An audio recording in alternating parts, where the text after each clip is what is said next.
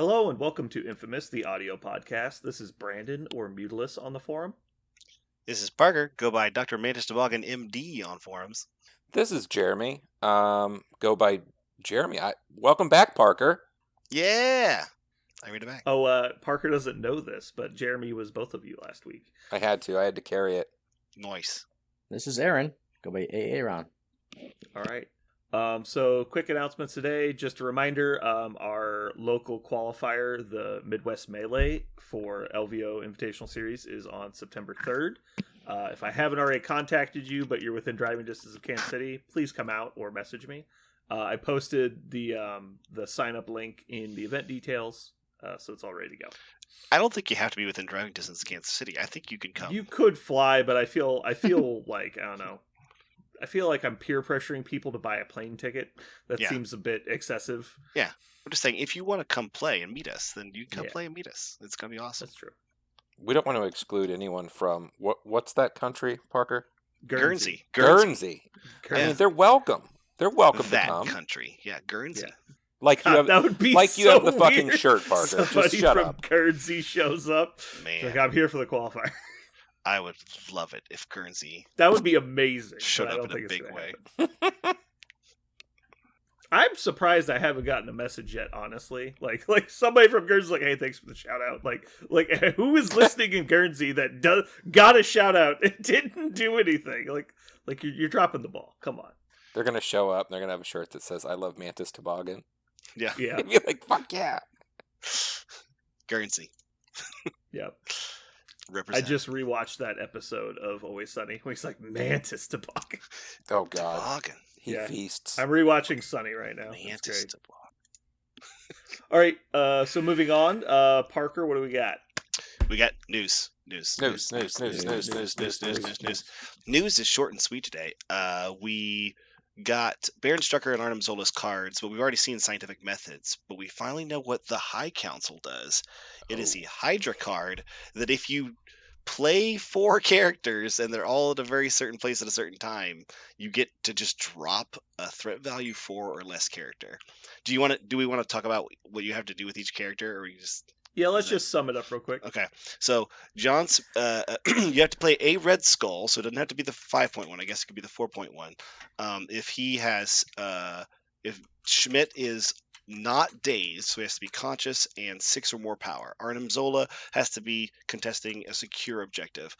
Wolfgang von Strucker is again not dazed and within 2 of 2 or more characters with poison, and he does have a poison AoE around him, so he can do that. Helmut Zemo has to be have dazed or KO'd an enemy character this round. If all those things have happened, one of those characters, or I guess another character on your team, if they're also Hydra, can immediately play the High Council. You drop a character with 4 or less threat value within 2 of this character. It must have been also in your roster, and it's part of your squad immediately. Okay, so I'm just looking at how early you could achieve this. Turn 2? So on turn 2, Strucker could have 2 power, and he could just double move and Death Spore Virus. Either of the Red Skulls could guarantee 6 power. Zola contesting a secure objective, that's pretty easy.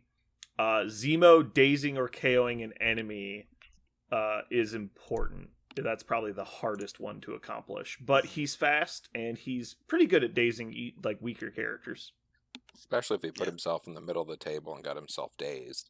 If he's got a buttload of power on turn 2, it's he can kind of do it. Mm-hmm. I will give $10. He's so fast, he might be able to find the squishy character, find somebody who. That's what I was thinking. What's that, Aaron? I say I will give $10 to the first person who pulls this off against me. Because newsflash, it's never going to happen. Never's a long time. It's $10 now. In a month, it'll go up to 20. Ooh. It's never going to happen. So the important thing is that Zemo doesn't have to be awake when you play the card. So the only 2 characters that have to be not dazed are all 3. Well, I guess Zola technically has to be not dazed. Yeah, they're he all can be 3. way in the back. Schmidt can be either version of Schmidt, and getting 6 power on that character is not exactly hard. So I think probably the go-to is you start with Strucker fairly far in the back, Zemo activates early in the turn, tries to daze an easy to kill character, and then it's just all about activating Strucker, double moving, poisoning 2 people, immediately playing the card. Mm-hmm. That seems doable, and I think that Hydra wants these 4 characters in most of their lists anyway. So yeah, I don't think it's going to be necessarily a competitive card, but I think it's a very fun card. Like, this seems way more doable than Cloning Banks. Yeah, that's actually what I was going to say. It seems weird that Cloning Bank's only tied to one character, and it would be, easier to do. But this is, I think, easier to do. I don't know. It's kind of a mess. I feel like the stars really have to line up and but I don't know. Who knows? This could come out 2 months from now, and all of a sudden we're like, this is completely broken. You know how many games that motherfucker drops a 4-pointer on me? I think the more important question is, so we've talked about the restrictions, and obviously this is going to happen every game. I don't even think this card is going to be played that often in competitive play, but who's the best 4-pointer to summon? Assuming that you've already got these 4 characters in your roster. Panther or Rogue? Ooh. So the character comes in with 0 powers. That's semi-relevant. Mm-hmm. You could bring in Nick Fury, and you'd have a grunt randomly if you didn't play the big version of Schmidt. Bring in Vision. Vision could be fun. Bring him in. Ah. A line of beam. Got it. You bring in Sinister. Like, I took no time for you guys to get where I was going. Oh god, that would be so trash. Yeah, I think Vision is a good idea. Just drop him immediately and beam. Why? Because he can generate his own power, or yeah, because if you get to place him, if you're placing him up high, then he could beam twice pretty fast. He also might be difficult to remove when he comes in. He's not just going to fall down. That's the one thing, is you're doing this on the character's turn, right? So whenever you drop in, I actually thought it should be Black Dwarf. I know not having power would suck, but having Black Dwarf just drop in, you're like, oh, here's a giant chunk of health, and he's in the middle of your shit, maybe. I actually like Black Dwarf because he is, if you want to just like pay for stats, I think Black Dwarf is probably one of the best way to pay for stats. What about, like, Ronan, maybe? Mm-hmm. You'd be delivering Ronan into the middle of the table. He'd be low on power initially, but you could potentially put him in a spot where he's, in an advantageous position for getting attacks in. And if they daze him, he's almost guaranteed to get his reactive ability off. But I'm thinking from the perspective of, like, Strucker's probably the one playing the card. Not that it has to be played by the active character necessarily. But if Strucker walks up, puts poison on 2 people, and then you drop in Ronan can start doing some stuff. He doesn't have power immediately, unfortunately, but you can eventually start judging people, and you're already handing out poison to a bunch of guys. If people are poisoned in the middle of the door, what about Omega Red? That'd be cute. Well, Omega Red already poisons them. I know, I'm just saying, he does stuff with their poison. You could summon him with somebody else. Like, let's say Zemo dazes somebody, and then you're like, oh, well, that's the last thing I needed. Zemo can summon in Omega Red, poison some other people. Yeah. Well, so Omega Red hops in, plays Death Factor, 2 auto damage to everyone that Strucker just poisoned. It does not seem wrong. That's what I said. Yeah. That's what I meant. Yep. And he's another sticky model that likes to be in the middle of stuff. Trying to think of the best 4-pointers in the game, I mean, but Venom not having power. Venom would be amazing, plopping him down. I think Venom would be okay, but Venom not having power is a problem. Yeah. If he doesn't have power, he's. I actually thought way less terrifying. I actually thought Loki, just because he actually is an asshole while he's sitting in the middle of shit, and so your opponent wants to try to remove him. That would have one of the biggest effects for just dropping him in, but without power, he's pretty squishy. Mm-hmm. I mean, for that matter, then, Black Panther, right? Like, there's not a lot anybody can do about a Black Panther drop with full health in the center of your shit. Yeah, for that reason, Venom is also maybe, because also Sabretooth, he's one of those characters, like, he's there, now your opponent's like, oh shit, should I be dealing with him before he activates? I guess I shouldn't, right? So the problem with Sabretooth is that he can get ignored a little bit, but he also doesn't need power to do his thing, because the whole thing is you can't attack him. Right. Like, because you'll risk dealing 2 damage and then getting murdered. Right. That's why I thought Sabretooth might be interesting. I think Sabretooth would be interesting. I was thinking about Sabretooth too. Shadowlands Daredevil's an asshole. You could drop in. That'd be interesting. Yeah, but again, without power and without his leadership, a lot of his bite is taken away. Right. I think it might. I think I'm going to stick with my Black Dwarf. I think Black Dwarf is a giant asshole in the middle of the field. I have come to appreciate him so much more just for his big block. Killmonger is Cabal affiliated. He doesn't need a lot of power to do his stuff. One thing is this is a value play, right? Like you're having to take. You have to completely restrict your list to whatever this is, right? This is a minimum of how many points is this? I think we said 14 or 13 earlier.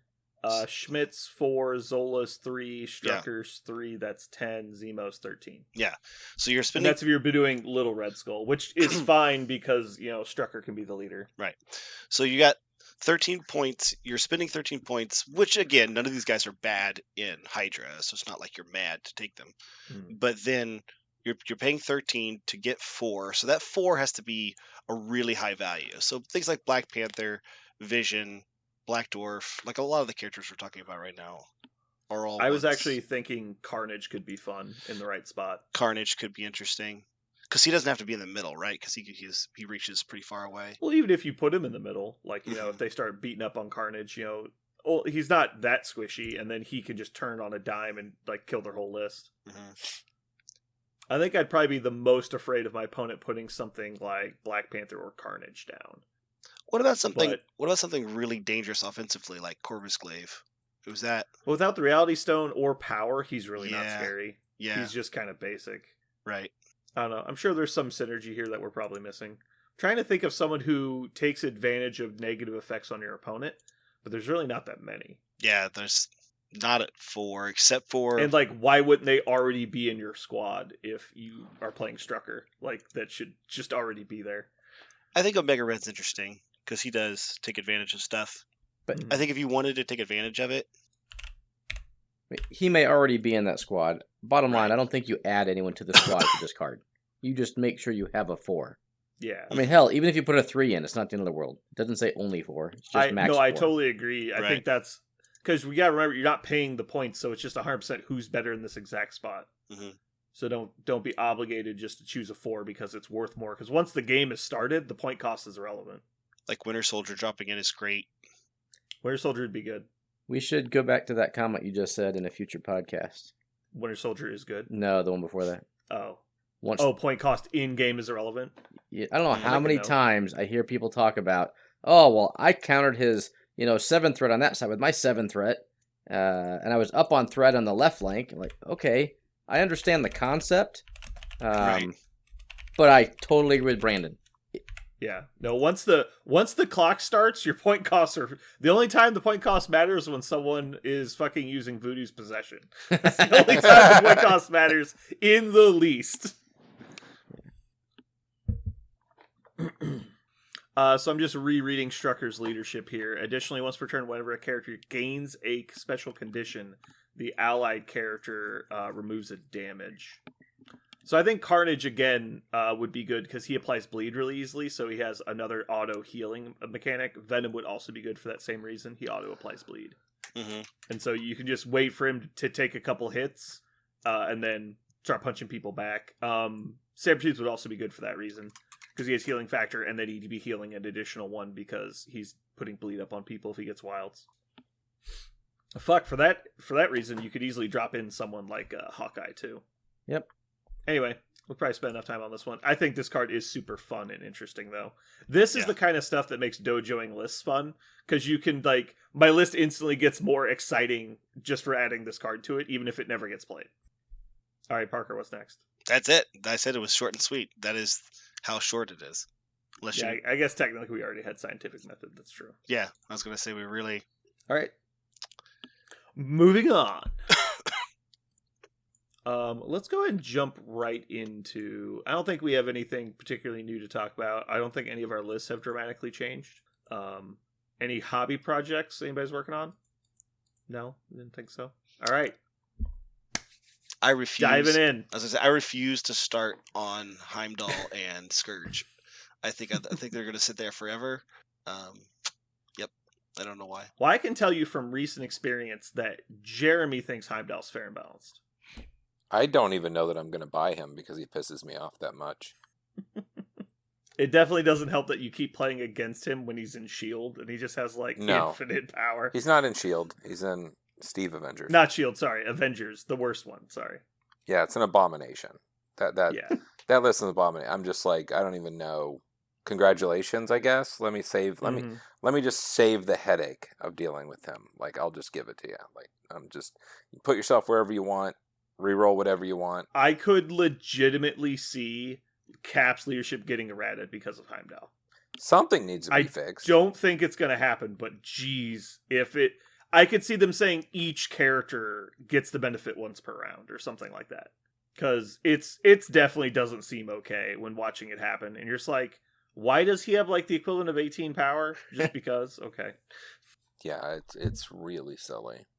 I haven't been touched as bad as Jeremy has, so I still think he's totally fine. It's just such a perfect marriage of two characters, of Captain America Steve and Heimdall together. The things that Captain America needed was out of activation reposition and attrition help. And then the things that Steve gives are protecting basically any model for a ridiculously long amount of time and infinite power. And it's just they just merged into this ultimate being that costs 7 points. Yeah, anyway, it is. To our main topic today. Our main topic is how do you deal with Malekith? And this is obviously due to the fact that when this is released, Malekith goes on sale. So this should be fun. It goes live. It'll be live. Yeah. I'll probably try and release it earlier on Friday so that it can be out in the world for a little bit longer when he comes due. All right, so quickly, I guess, what should we... Let's talk about Malekith for a second. What are the important points for Malekith?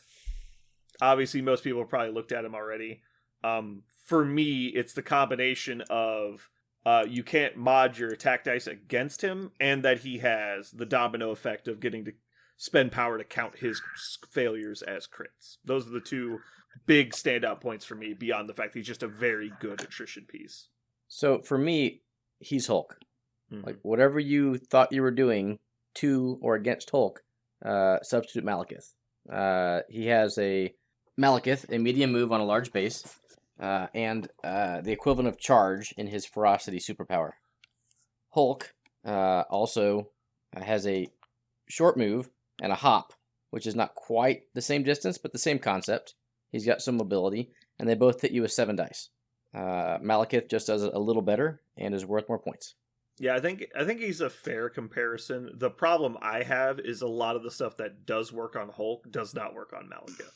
Such as what? Well, the problem that Hulk has, unless he's spending a ridiculous amount of power, he doesn't have efficiency on blocking. Because he's a 4-3-4, I want to say. 4-3-3? Mm-hmm. Something like that.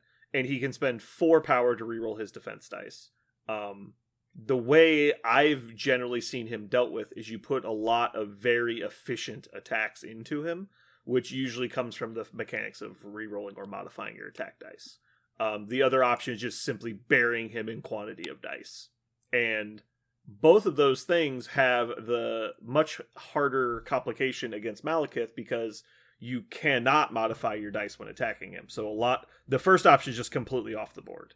And then the second option of burying him in attacks, when he has a more efficient dice than most people, it's got high volatility because of the way the criticals work. So I don't know what the average is for his blocks, because if he's doing 4s across the board, I would say the general math would be 1.5 blocks, maybe 1 3/4 blocks per attack.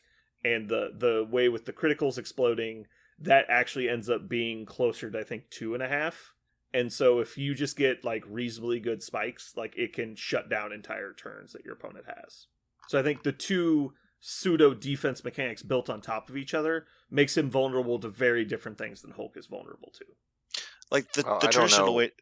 Well, the traditional way to deal with Hulk was things like Dark Reign, right? Like, so everybody remembers Dark Reign because that was the very first card that had the most value against Hulk. There are a couple cards in the game like that. You're just like, oh man, this thing is not okay unless your opponent has Hulk, and then it has so much more value because he has a big only one health pool, and like you said, he can't mod his defense dice very well, so he's going to go down if you have the ability to overwhelm him with dice. And Malekith specifically says no to that kind of card. So you got to pick a different direction to deal with him. True. Let's walk backward one quick second, though. When you see a tentpole character across the table, you have a decision to make. For me, that decision is engage or ignore. So before we even start about how to take him down, let's talk about whether you should or should not take him down. Because that's your first decision point that you need to decide before you even start your deployment. Yeah, that's part of the aspects I have built into my concept. Is like is option 1 is, do you even try and kill him? And then option 2 is, if you're not going to kill him, what are you doing?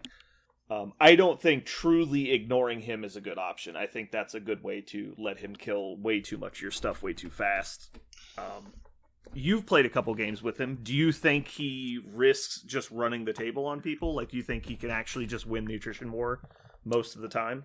So I have 3 games with Malekith and 2 against. My first game, my opponent took Lizard, grabbed a cube, and sat on Infinity Formula, his back B. I moved Malekith, Ferocity charged into Lizard, and one-shot him. Had priority next turn, smashed an obstruction, beamed Lizard and Kraven, dazed Kraven, hurt Lizard bad enough that I finished him off with the second attack. So now it's the very beginning of round 2. My opponent is down Lizard, a dazed Kraven. I'm on his side of the board, and it was over completely. There's nothing my opponent could have done. So with Malekith, and to other extents, Thanos, Mags, Dormammu, if they pop off, they can just straight up win a game. Mm-hmm. Now, what's the chance that Malekith dazes Lizard with one attack? It's extremely small. Like, I don't care how good 7 dice with a Pierce is, you're probably less than 5%, probably more like 1 to 2 that you daze Lizard. Well, a little bit, because when you do the attack, it's pretty common that you're going to deal damage at least. You're getting the throw on top of it, so taking additional damage from the throw. Yeah. So he's reducing his hit points down to 5. Yeah, it's definitely not likely you get him still, but it's a lot closer with a good roll. True. Because even on average dice with his 3 energy defense, he's probably blocking 1. As long as you hit the 1 pierce on your 7 dice counting skull crits, you're probably canceling his defense entirely. 5 hits on 7 dice with exploding failures. I think it's actually probably like a 40% chance to take him out. Well, turn 1, you can't explode failures. You have no power for it. That's right. You don't have any power at the time. That's fair. Yeah, that makes it lower for sure. So anyway, that was my first game with Malekith. And I was like, this guy is insane. Fast forward to my second game. My opponent, we're playing Intrusions. My opponent moves Scourge up to the middle. I do the same thing. I charge into Scourge. I do a grand total of 0 damage. Why? Because it's 7 dice, and dice happen. I think I rolled 2 total hits. He blocked 2, and I didn't have the Pierce. So no damage, no throw. And now I've got this 7-threat character that has no control whatsoever. He's here to do damage, and he just laid a big goose egg. So if you're going to play Malekith, you're embracing the RNG gods. You're just giving him a big wet kiss and saying, I hope you smile on me. Because if I roll well, good things happen. If I don't, bad things happen. I think there's a little bit of that. I don't think it's entirely you're just trying to survive solely on RNG. Because he's throwing pretty much 14 dice a turn except for on turn 1, and he's getting a lot more crits than most people. I think that's enough of a bell curve to see an average throughout a game. Now, unfortunately, your average dice might not come till the end, but I think that's a little more than just hoping for good dice. I'll concede that point. I mean, they're stronger dice, right? His dice should do things. But let's say your dice get really strong and you roll 5 hits and your opponent rolls 3 blocks and has DR. Well, now you're like, well, shit. Like, you could still get some pretty good dice out of his attacks. or above average dice, or or on his curve, which is a little bit ahead of average. Like you could get those kind of things and still not see a lot of damage out of him over the course of a game for the RNG reasons, right? For the fact that you might be going somebody with 4 physical defense and DR, which is all over the place. So, or at least it's all over the place in the meta. Yeah. If you're counting the Pierce as effective damage, I think he's close to like 5 3/4 hits per attack roll with his strike. Mm-hmm. And so 2 or 3 blocks will definitely curve the damage and prevent a one-shot, but I don't think it's keeping you alive. Because especially if he's doing his charge on top of it, he's getting the extra damage from the throw too, which means he's probably breaking 6 damage with every attack he makes off of Ferocity attack, which is, for the most part, one-shotting a lot of cheaper characters. I was actually going to say, this is actually brings back to Aaron's original point that he asked, is do you engage him or not? I think we've we've talked in the game, like, for some reason Magneto really struggles when a couple key, like, super cheap characters just run at him, right? He's a tempo character that Crossbones can just run up to him and just hang on to his ankles and be a real asshole for the whole game. And well, not for the whole game, for 2 solid turns. Right. But that might be all you need. Right, but Malekith doesn't. I think Malekith is really good in that situation. I think he takes care of a lot of the toughest 3-pointers in the game. So I think most of the time, if you're probably not fighting Malekith, unless you have a scenario where everybody's going to come to the middle and you could put every gun. If you could put 15 threat worth of guns. I say guns because everybody's going to get a chance to shoot, so you've got range, you've got some melees, because if you're going to try to get him in melee, you're going to have the ability to move and attack, because he moves too quick. So he's going to always have priority. He always has the initiative because he's moving and attacking and throwing you away. So you've got to have range that can pin him down, and you're always throwing dice at him if you want to kill him with small models. Otherwise, he's going to eat your small models one at a time. There are a few models in the game that I think could probably tango with him. If you wanted to just send one model at Malekith and let Malekith try to chew through him, and if your opponent's silly enough to try to chew through him, I think you've won. Juggernaut makes sense. I think Juggernaut would be a good character to just go at Malekith and invite Malekith to try to take him down. I don't know if you feel like you can gamble that, but I think he's one of the characters that can. Am I wrong? Does Malekith just kill him? I don't think he does. I think he does, but it might take more turns than, the squishy 3s. Right. So Juggernaut, all DR characters are worse into large hitters, right? I mean, Juggernaut just shakes off rapid fire. But when you're taking 7 to 10 dice attacks every turn, I think Juggernaut goes down pretty quick. Energy's also his bad defense, so... Yeah. Now, is he going to survive a round to Malekith? A lot better than Bucky, but...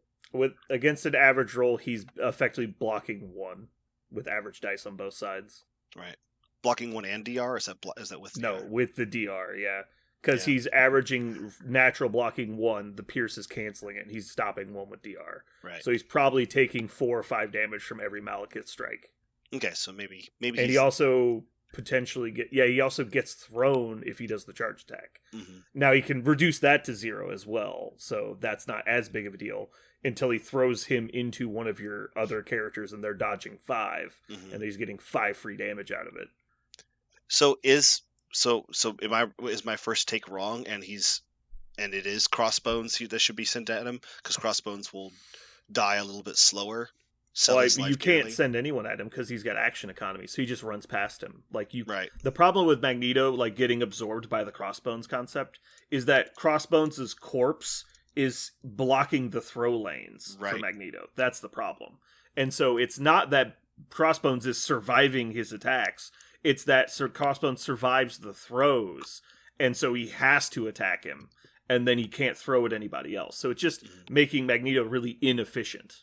He's not actually doing anything. Right.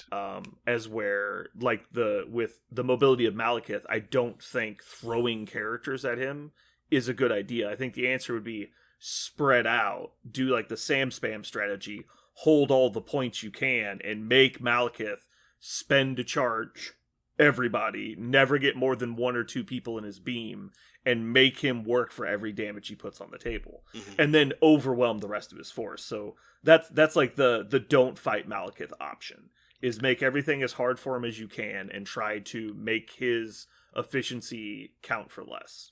So when you get, Gamma Wave and he has Malekith, is your only option also Malekith?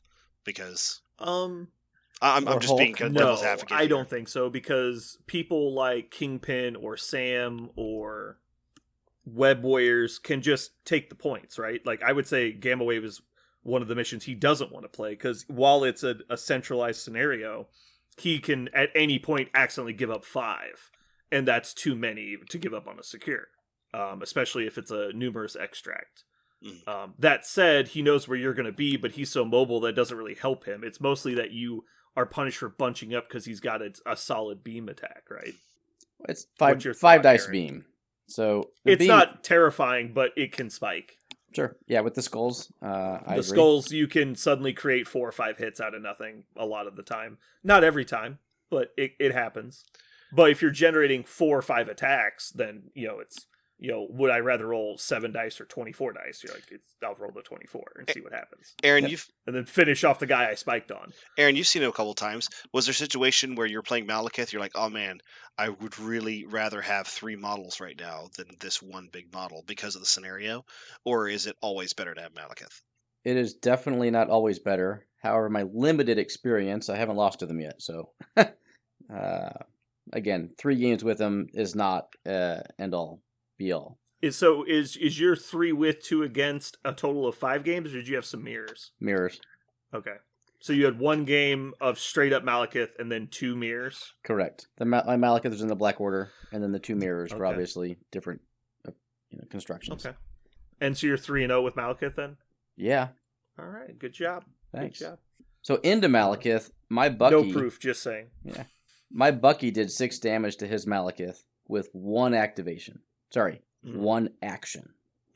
So Malekith is rolling 4 dice for defense with the skulls. But when he rolls 3 hits and a block, it's like, well, I guess I'm blocking 1. So totally spikes happen. So you talk about good attacks with high quantity with the rerolls into tentpole characters. You don't get the rerolls, but you can still rapid fire with your Buckies and your Hoods and your Mystiques and your Punishers, and just at some point he's gonna whiff a dice roll. And here's the big difference between Malekith and Hulk. Hulk, you do 5 damage to Hulk. Hulk says, I don't give a shit. Thanks for the extra damage I get to do to you. Malekith says, well, shit, I'm 1 bad dice roll away from being dazed. Yes. So in my opinion, like I was saying earlier, and you referenced, the things that are good against Hulk are the super premium top of the line attacks, and then the look how many dice I can put into as many attack rolls as possible. I think Malekith is weak to the middle ground. The slightly above average, like, have Pierce but don't have rerolls, like the I'm gonna roll 6 dice with Pierce kind of stuff. And so he's weak against the middle game. And so that's why I think if you just say this is a Hulk, I don't think a lot of people will get the idea of what's the most efficient thing against him. In my opinion, that's the kind of stuff you should be throwing at him. Fair enough. So we've touched on the 2 main strategies for dealing with tentpole characters. Is the, can I play defensively enough to prevent you from running the table and not getting the super premium game out of your elite character, and try and win the game in another way, just going around them, basically. Like, if I can take out the little guys, I don't have to deal with Malekith, because you cannot win 1v5. Like, you just can't score enough points. So that's an option. The other option is just laser down their big guy and hope that you get there before he can make a big enough impact on the game. So let's talk about the try to attrition him down strategy first. I think that's the simplest way. So in your experience, is there a particular model or type of damage that he is the most vulnerable to? I don't mean like energy. I mean, like, what is the scariest thing on the board that you've seen against Malekith, other than other Malekiths, because that's boring? Yeah, nothing specific. Okay. So does anybody else have anything they want to bring up that they've thought about? I gave you guys homework. I actually thought characters like Domino, she fixes her own dice. I I think Corvus without Glaive... modding. What? Without modding. That's the important part. Yeah, she fixes her. Yes, she fixes her without rerolling. So Corvus Glaive is another one. Corvus Glaive is always like the answer to everything, right? He's the offensive key that unlocks the rest of the game. But I feel like Corvus, if he gets into Malekith, I would be surprised if he doesn't end up dazing him. Right. But I think that the key there is if you're playing Corvus Glaive, you might want to have. I feel like Corvus Glaive in X-Men would be better than Corvus Glaive in Black Order, because Corvus Glaive in Black Order, you probably just have Corvus Glaive and that's it. And so if your opponent with Malekith neutralizes your Corvus Glaive somehow, then you really don't have any other answer for him.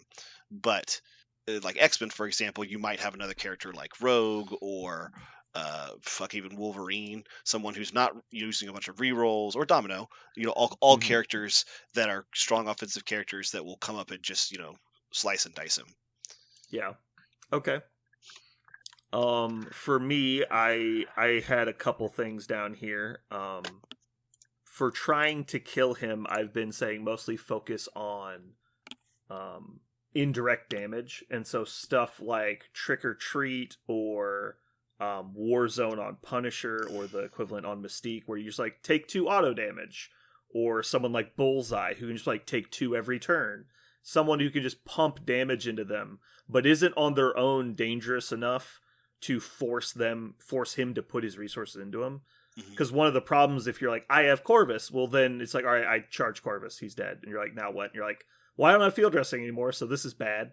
And so it's one of those situations where you gotta get in there first, like when Aaron did his battle report of Scarlet Witch, and like Scarlet Witch has the potential to take him off the table, but not if she gets charged and dies. So it's like you gotta get the delivery of the damage too. But my ace in the hole is Ghost Rider. Ghost Rider doesn't rely on dice modification. He also is a really good defensive piece against him, because if he's coming in and trying to kill people around Ghost Rider, all those crits just turn into straight damage against him with his Spirit of Vengeance. And so you can surround Ghost Rider with quality bodyguards like Captain America. He doesn't really have an answer to try and get Ghost Rider off the table, and he's just going to eat a penance stare every turn. And so he's got not only going to take some damage, but going to run out of power too. Yeah. And so that was my thought.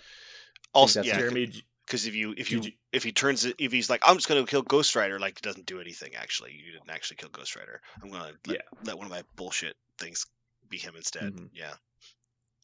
Ghost Rider was my answer. I think Ghost Rider being on the table or in your list would probably make your opponent think twice before even putting Malekith in. Yeah. On the table. I mean, yeah, that's a lot of free damage that just gets puked out. Or he attacks Ghost Rider for 4 turns. That's fine too. Whatever. Yeah. Well, even if he does attack Ghost Rider for 4 turns, like at worst case scenario, when he kills him, you get to maybe activate twice, depending on like. Yeah, that's what I'm saying. I think that was solid. Yeah. The other option is, we're still talking about damage, but character wise is Black Cat or Iron Fist. They both have pretty good mechanics. Well, yeah, we're not talking about that right now. Correct. Talking about damage. Spoilers. God, Jeremy. Am I crazy? Jeremy's just digging up the lead in the middle of the segment. Well, you motherfuckers don't even let me talk, so it's fine. Yeah. Go for it, I gotta get in all my words when I'm allowed. My words. Tangential to damage, people can talk about status effects, but I'll really just highlight one, and that's Incinerate. I think Malekith really, really does not want to be incinerated if you have a plan to go after him afterwards. So my first game with him, my opponent, I started turn 2, just moved, hop-toed, and incinerated Malekith. I'm like, well, shit. I really can't afford to throw Malekith into the fray, because 3 dice is a lot worse than 4 when you're talking about rolling skulls and exploding crits and whatnot. Yeah. It makes him a lot more vulnerable. More importantly, you really can't afford to shake. And so that's like not even on the table. Oh, I did. I shook it. Did you? Did you shake because you weren't currently engaged in combat? Correct. Like, first attack, KO Toad, second action, shake, incinerate. Like that was like your turn. I probably KO Toad or dazed him and then shook Incinerate, but I definitely shook Incinerate because I did not want to spend the rest of the game with his murder squad trying to kill me. Just your healthy side. True. Okay. Does anybody else have anything about? I think personally, throwing the ability to throw large objects at him is kind of big. I don't think because of his point cost and he doesn't have the mechanics to throwing terrain himself. I don't think his list is going to eat up a lot of big pieces of terrain. And so if you can fill your list with a lot of people that can throw size 4 terrain, then you can start dumping a lot of extra dodge rolls in on him, which are just adding to the potential damage he's taking. One thing to think about with the attrition game is no matter what like cool idea you have, you're probably going to have to use more models, because since he's 7 threat, he's always going to have priority. So if you send you're like, I'm going to use Scarlet Witch because Scarlet Witch makes sense. You're like, yeah, but you're not going to have priority unless you play, because your offensive 5-pointer is not going to let you have priority against this offensive 7-pointer. So you really need to have enough bodies with enough range that they all commit to him, so that you have the opportunity to actually do what you want to do. I think Malekith alone. Sorry, go ahead. I was going to say, that's one of the reasons why I like X-Men against him. I think X-Men is going to be... I want to see how many times... I don't think it'll be every game, but things like Domino has Incinerate. She has the ability to fix dice. So does Wolverine. And, Rogue lets you move guys around, so you can always make sure you're attacking. They like Corvus Glaive. Like, there's a bunch of things about X-Men that I like against him. But what were you going to say? Oh, I was just going to say, I think Malekith alone is going to reintroduce Okoye into the standard meta. Like, she's going to be in so many lists to try and protect your person who's supposed to kill Malekith. Or just to absorb the big Malekith charges. So I think if you take it one step back in how to deal with Malekith to roster construction, I really think you should have an option to go 3-wide or 6-wide. I think he will prey upon 4 to 5-wide lists at 17 to 18 threat, right? Obviously, everything depends on threat.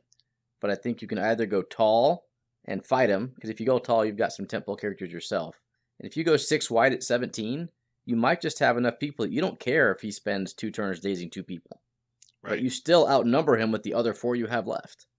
So I think those are 2 good ways to build your roster, are either tall or wide. But going, say, 5 wide at 18 is probably what he wants to see. So you think he preys on normie lists that are just like right in the middle? Yep. Everything's obviously list and character dependent, but from a just generic standpoint, I think he will have a harder time with either the tall or wide lists. Okay. Anybody have any other thoughts on attrition? Anything specifically that will either slow him down or speed you up on the damage side? I think also having built-in throws like Thanos' ability to huck him back into their own army. I mean, that's a big-ass model getting hucked into your shit. Like, yeah. I mean, just throwing him into Shuri might get rid of his bodyguard. Oh, yeah. Like, there's all kinds of good things that you can do with any character that can throw a size 4, which there's not many, but some of them. It's more common than I think people think, and you don't have to be taking 5 and 6 point models to accomplish it. So it's definitely something to pay attention to. All right, so let's move on to option 2, which is the do not interact game. Let's try and not fight him for as much as we can. So Jeremy, why don't you go ahead and hit us with your knowledge, since you already spoiled it. Models that can activate him. Those are really good. OG Strange, Iron Fist. Those would probably be your very best options of the world. You can go for rolling the ultimate dice roll, which is the 8 dice categories. God, if Supergiant dazed him, that would be dazed. So epic. Fuck that, he's gone. Yeah, at the point she has that much power, he's probably just dead. So yeah, there's that. So my thoughts also went to Original Strange, but then Mystic Binding is crit, wild, and hit on 6 dice, which is definitely not common, but it's not impossible either. I think it's like a 35%er. But more importantly, it auto staggers him if you fail, and so giving him the stagger token is pretty important for the following turns as well. I think Iron Fist. You could also play him in Midnight Suns, and if you really, really want to make sure. Bats the Ghost Hound. How are you making sure exactly? Bats the Ghost Hound is the card to try to turn your dice. It just makes it a little bit more consistently. You turn it? Oh, is that count? Yeah, modifying dice. I didn't know if he should have it. I didn't know if choosing the dice face was kind of like dominoes. Like, well, here, let's check. I'm pretty sure it does not work, but let's check. Yeah. Change one of the out. Yeah, no, change. Okay. If it's treat as, then it would count. Got it.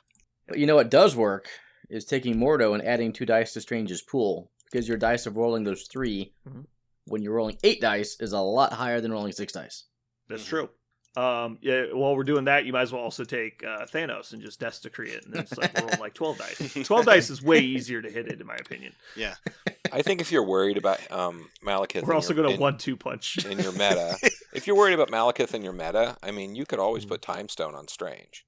You fucking re-roll those bitches like 3 times. You can't re-roll it all, huh? Yeah. No, that's the problem, is that he has the ultimate defense of no-botting dice. That's the silly part. Ugh. I don't think he should have the can't reroll. I understand the logic of putting it there, because they don't want him to just get yeet blastered off the table.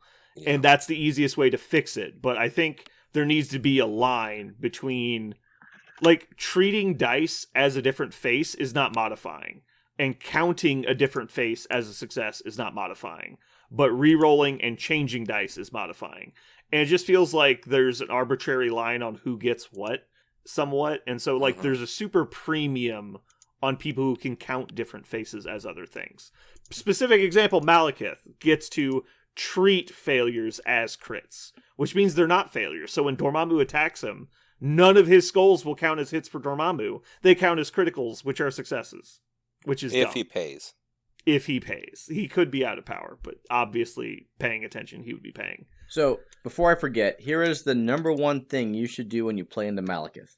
When Malekith rolls his attack dice, you should not roll your defense dice. And here's why. The treats as, from Domino and Malekith, decision has to be made after he or she rolls their dice, but before the defender rolls. They do not have information as to what your roll is before they decide how many power to pay to treat skulls as crits. So this has been errated? It has been forum ruled.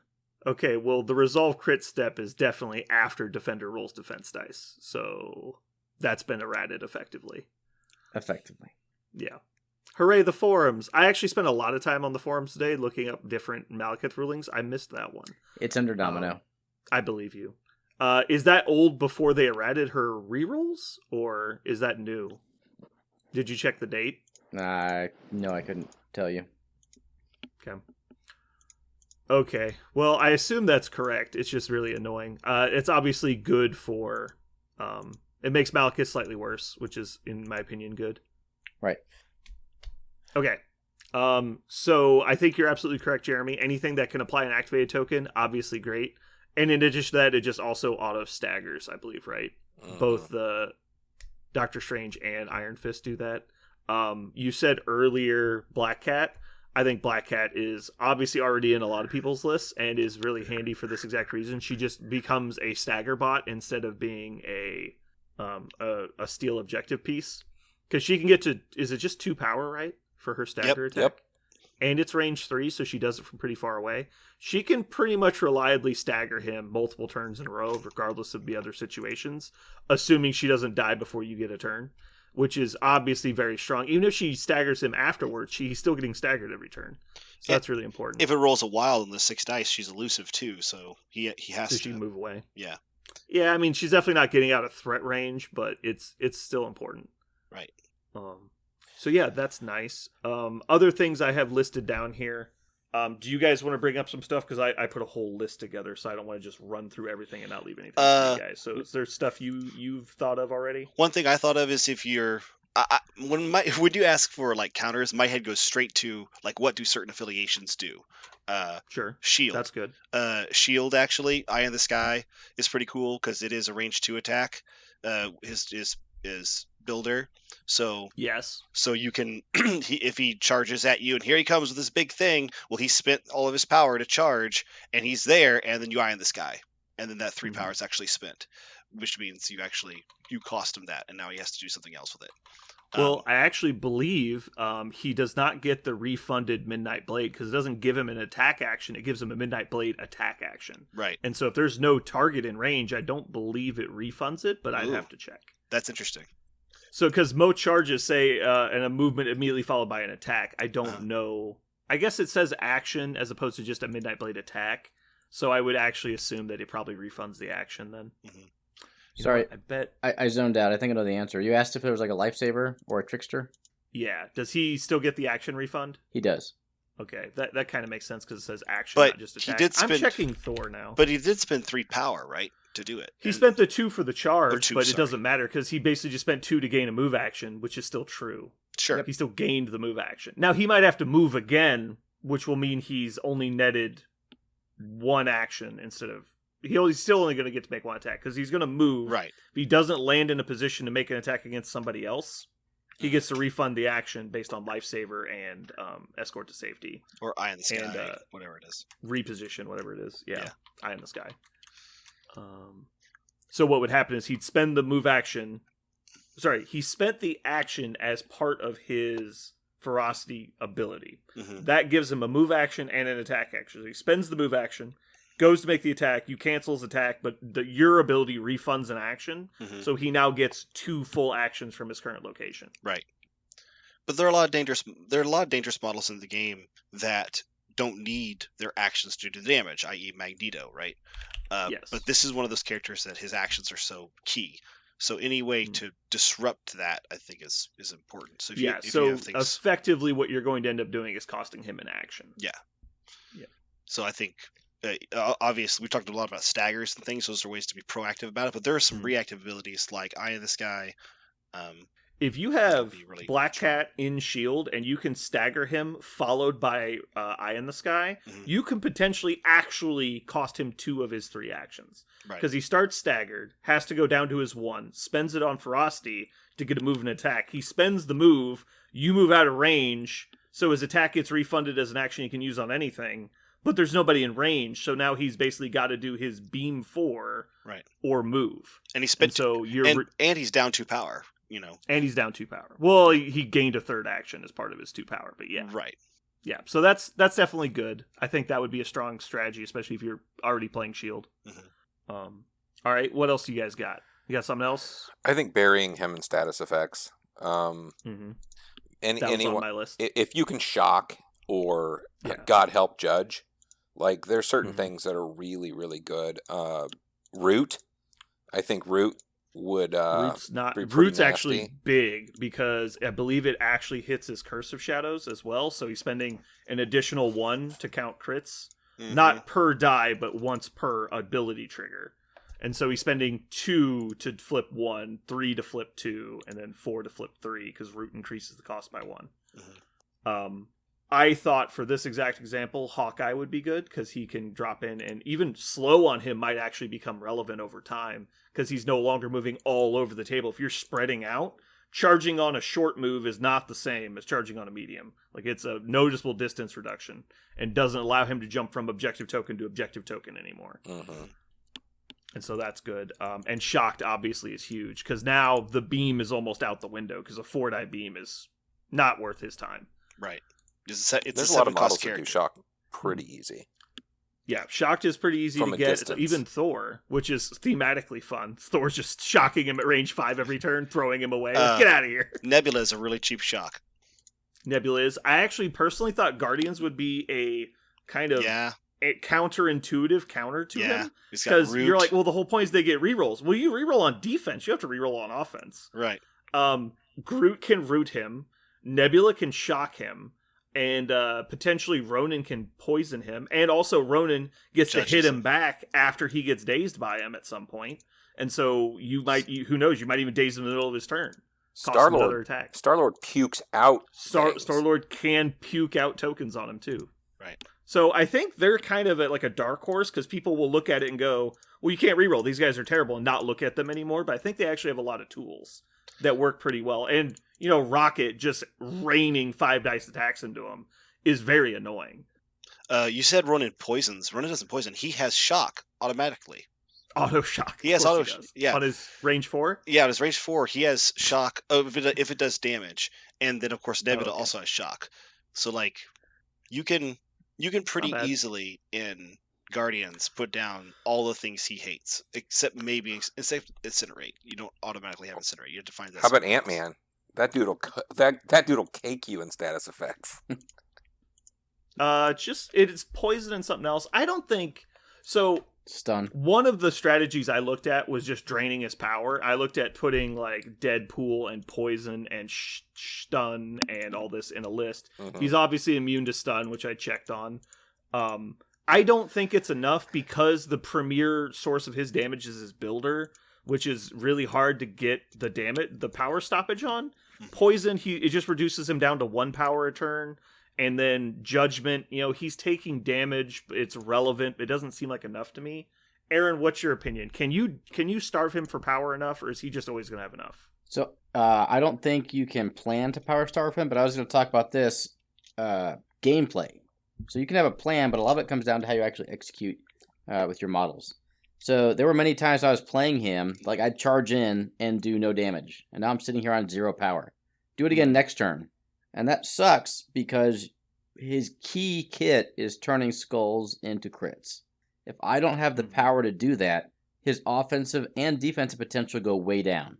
Yeah. So if I am playing against Malekith and you have your 2 power for whatever reason, I will not attack you. Because if you charge into me and don't have the power to spend for crits, I'm not worried. If you've got 6 power, I'll blast into you all day long, right? If I'm trying to attrition you down.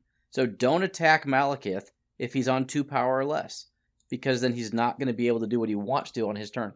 That's fair. That's a good thought. Parker, is your head where my head's at right now? Not. It's not. That's not gonna work. Do you remember? Yes, I know. Bruisers of the Bifrost list. It's in my phone, and I'm like, this won't work. He was there with me. So I was thinking, what if you did the Asgard plus X-Force list, where it's characters like Thor, Loki, Valkyrie, and now Scourge, Heimdall, and then you throw in the Weapon X people, so you get in Sabretooth and Wolverine, X-23, Honey Badger, because then you're playing Exceptional Healing and Odin's Blessing, and you have access to Doomed Prophecy, which who the fuck cares, because he doesn't really do physical damage that often. And secondly, you have access to lots of small healing and status effect removal. So I feel like the list can kind of scrap with him for a while, and it's a lot of mediocre to above average attacks, which is kind of what he's weak against, and doesn't rely on dice mods. So it's, and also like putting Loki in there. If you can land a root on him and Loki's there, and he has to spend 3 power to count 1 skull as a critical, that's like not even an option anymore. I think it could be cute. I don't know if it'd be good, but I think it has something into him. Yeah, they definitely. I want to see that. They designed him so that, if you are playing fair against him, he feels like he's going to run the table over you. But you can. He needs every action to be doing damage to get his train rolling, because he's not going to do it any other way. He's not like MODOK. He's not like Magneto. We're like, I have 2 power. I'll just throw something at you. And I'll still daze your guy because you blanked on a defense. No, like Malekith must spend power to change his dice that he got from an action that he had. Like, that's it.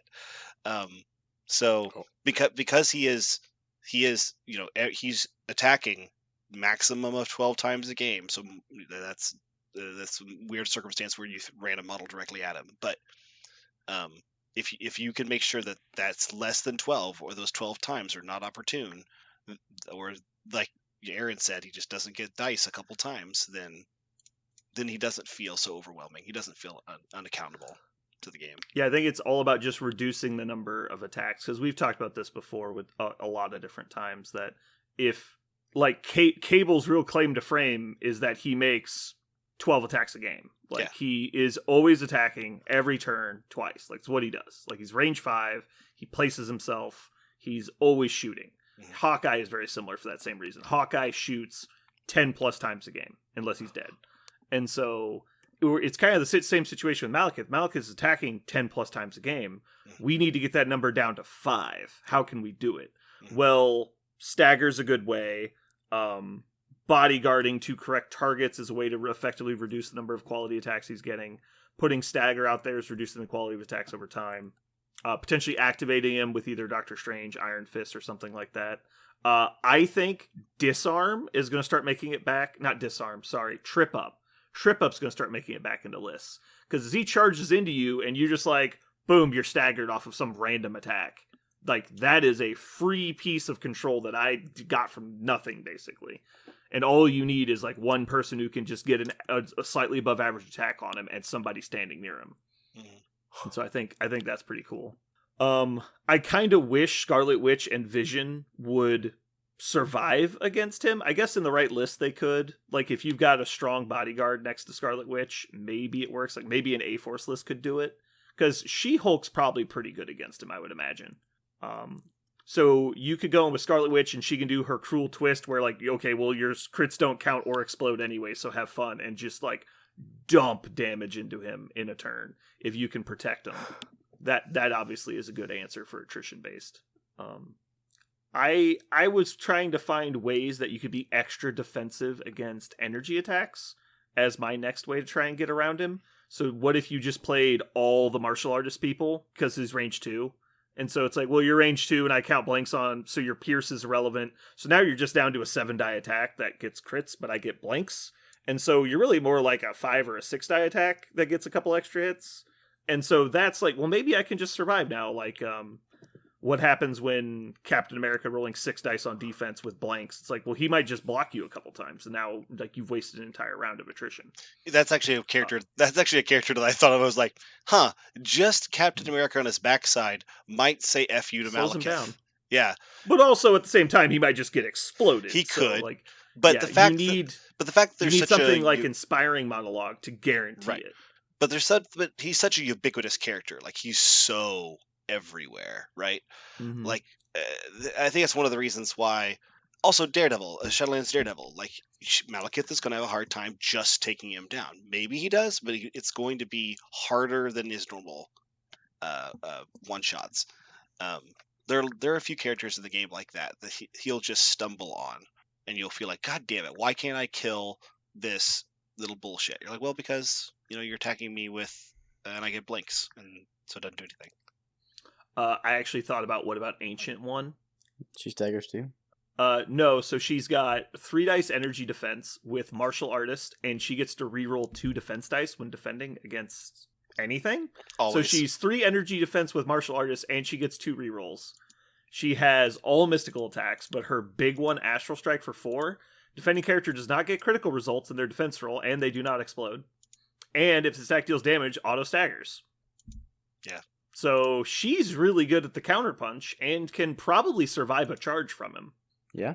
Also, if she is attacked by him, she can push him towards her, which is really weird. Yeah.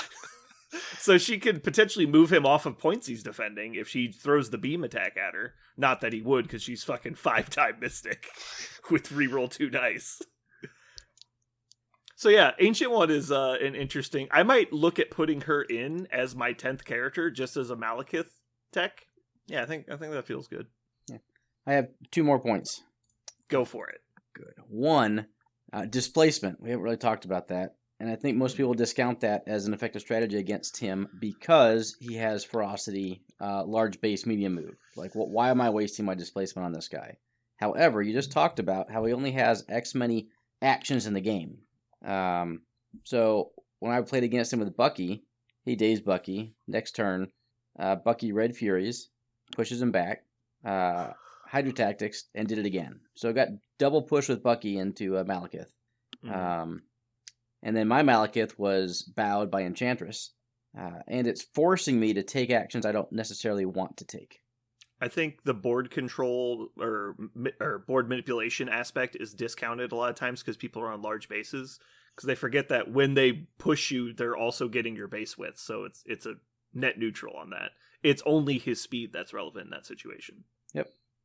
Juggernauts, do you know who I am, will throw him out of the ability to charge back in. So yes, don't completely discount displacement as an option against him. Not to mention, he could potentially push you with the base attack first, and then throw you long from the push location. Well, it's range 2 for the throw, so depends where you're at. But he could hit you with the 8 die physical, push himself at you, throw you, and even do an extra auto damage in there too. Yeah, fair enough. And my second point, you talked about having 12 actions a game, and that's good for Malekith, and you want to reduce those. The best way you can reduce that is by taking high scoring extracts and secures. Yes. Most games, I think, in the current meta end on about turn 4. There's a lot of F extracts, spiders and cubes, Montesi, hammers. Games aren't really going to 6 because people are taking the stuff that scores high to counter the tall meta that used to exist and the single extracts with Voodoo and Cat. So if you're not taking the single stuff, you're taking the wide stuff. Tall lists hate that. So Malekith might only get, if it ends round 4, he'll get 7 total actions that matter because the first one's going to be to move, unless you're playing in X-Men and he can hop and still charge. Yeah. So if you play the right scenario setup, you've already reduced him to 7 actions. 7 attacks, rather. Mm-hmm. And now, if you start combining that with some of the other stuff we've talked about, maybe he only gets 2 to 3 actually good attacks at the targets he wants to in a game. And I think right there, you've effectively neutered what Malekith wants to do. Yeah. To retouch on the board manipulation point, don't be afraid also to play like a little bit like heavy-handeder when you use your board manipulation. If you can only reposition him like moderately out of the active area and you think that he's still going to be able to get to you, walk away from him. Don't be afraid. Just like, all right, I'm going to push you medium that way, and then everybody here is going to back up. Like, I'm going to prevent you from getting your next good turn. Not to mention, like, if you can like stagger him and do this situation, he's doing nothing next turn. He's effectively been dazed. Like, it's worth it to put the time in to prevent that. Every turn you're playing against him needs to be planning for the following turn, not just chucking dice at him, I think.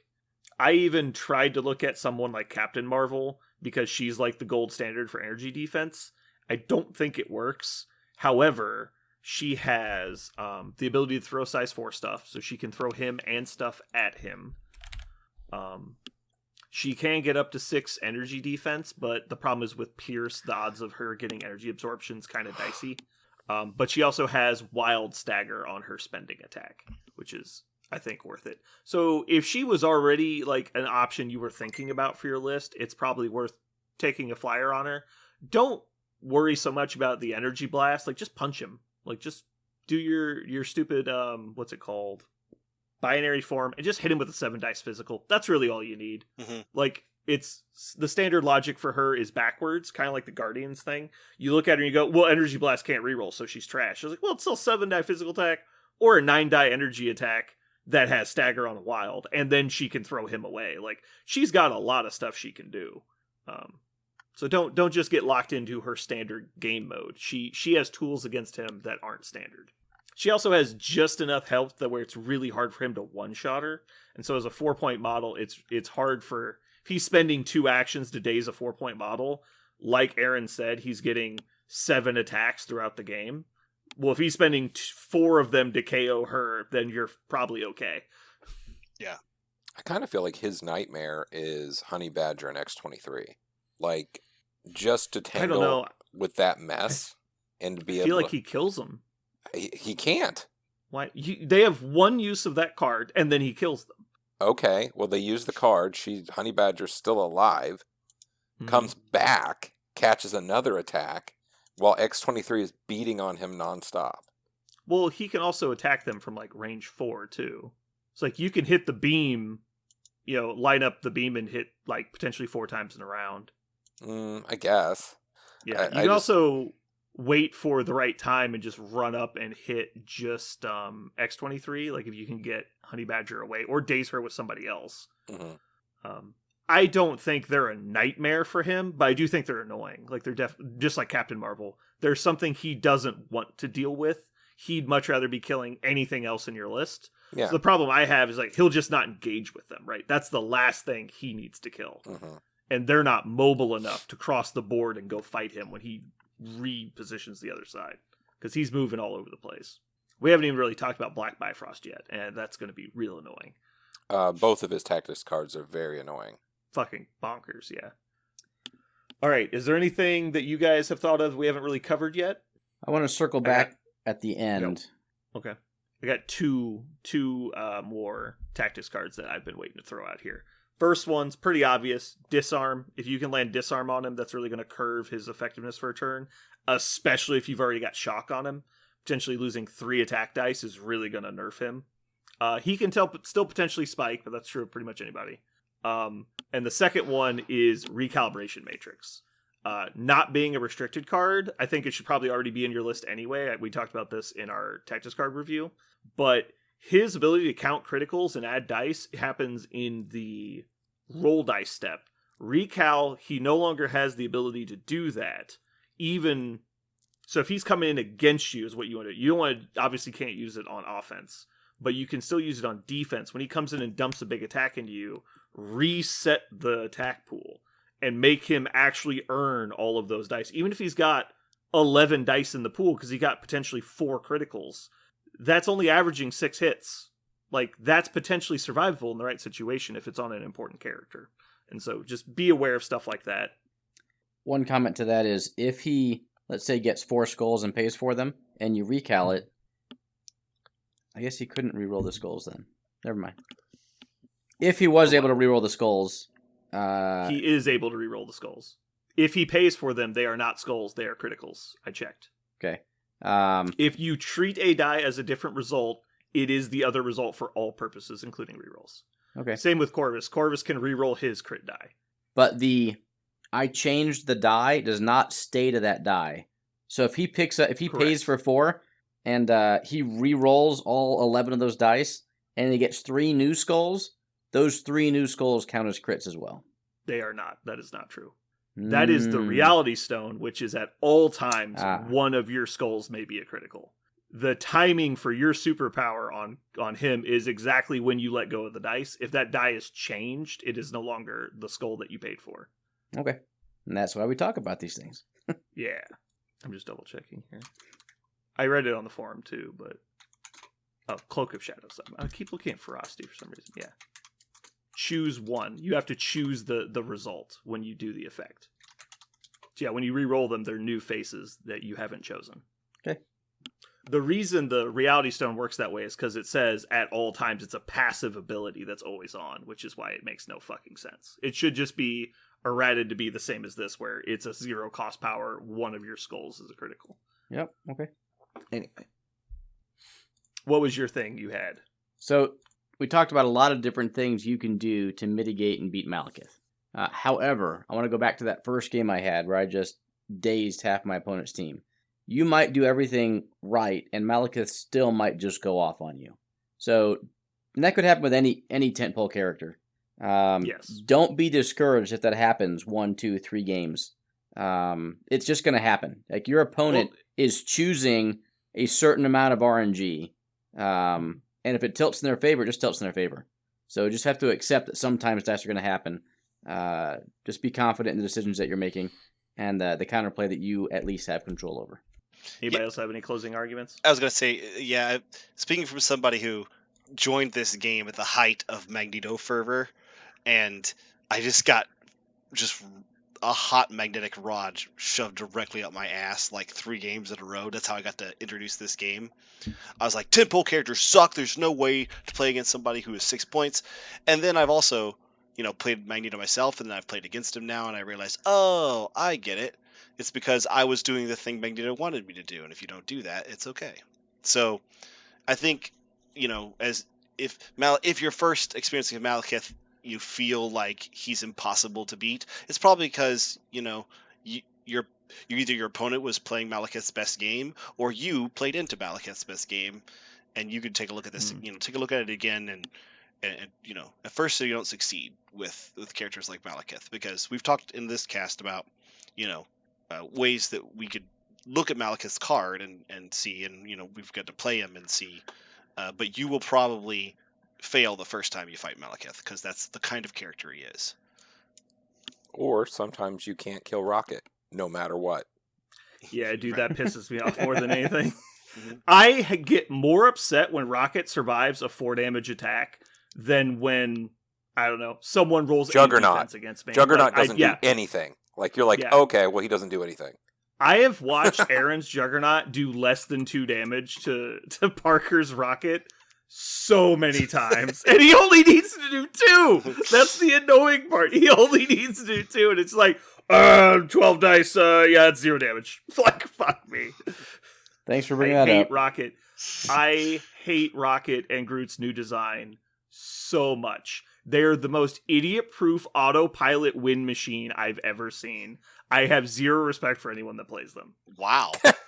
That being said, you should play them. They're very good. Shots fired. I just find that version of game design where it's like, we can't ever let anything not work for you. Let us literally make this thing immune to the entire game because you can't be bothered to learn how throw angles work. Like, fuck off. Like, I hate it so much. There's no fucking logical reason a raccoon should be immune to throws. Quicksilver is not even barely resilient to throws. And fucking raccoons can dodge planets. I don't know if you've heard. I guess I've never thrown a planet at a raccoon. Maybe that's on me. Have you ever seen him get hit by anything? Yes! Multiple times in the movies. Fuck off, I hate pretty sure. Yeah. I guess I'll just choose for my 2-point character to roll 30 attack dice this turn and daze 3 people. That was the decision I made. I'm so good. Like, fuck off. Like, I hate that combo so much. Triggered him. I did it. I'm very triggered. Yeah. This has been a really chill cast this entire time until finally somebody mentioned fuck you. Rocket Raccoon. Okay. All right, so moving on. I have, in closing statements, I have the quick list of things I came up with that I think are relevant. These are things you should just consider depending on the strategy you've taken to try and deal with Malekith. Or, head in the sand is definitely a strategy. Not everyone's going to play them, and if no one in your play group is playing Malekith, there's not really a point for you to even care about this. But I think Trip Up, Disarm, and Recal are the 3 tactics cards you should probably put a lot of interest in if you're trying to survive against him. And characters to survive against him, Iron Fist, if only it's just the most free bodyguard model in your list. Because he's going to 100% murder face that guy long before it's ever an issue. He has taunt on him, even though he doesn't. Yeah, he's putting 2 to 4 attacks into Iron Fist every game guaranteed. Like, it's just happening. And so if that's worth 3 points to you, go for it. It's like a slightly more expensive Okoye that's at all places at once. That being said, Okoye is pretty good, and Groot, not for the obviously surviving the energy attack, because that's not really going to happen. However, he's actually not that easy to one-shot because he's got 7 hit points. Even though his energy defense is not good, most characters under 4 points aren't really blocking anything against him anyway. So 7 hit points is the best defense, right? Like, we've experienced that. Just have more hit points than he rolls in damage, and it takes 2 attacks to kill you. But also being able to easily apply Root to him is super relevant. Make him spend 3 for the charge, make him spend 2 to make a skull count as a crit. Hugely valuable. Ghost Rider, I think, is the best attrition piece in the game for trying to kill him. Captain Marvel, I think, has some tools. Hawkeye, great at applying some early debuffs to him. And then finally, I think Ancient One is a super good sleeper. I think Ancient One might be where it's at for dealing with him. Anybody else have anything? We all good? You can always any models in the game that don't modify their dice, just fix them. That's what I would. If you want to kill them, I really like that idea. I think you'd feel very validated attacking him with things like that. There are 3 models in the game, to my knowledge, that ignore criticals when attacking, and it's Ancient One, Scarlet Witch, and Vision. So if you can get them in your list, or they're already in your list, and you can just protect them against Malekith and deliver those attacks to him, that's super relevant. Those are going to land, and I don't think any of them are reroll important. Like, none of them really rely on rerolls anyway.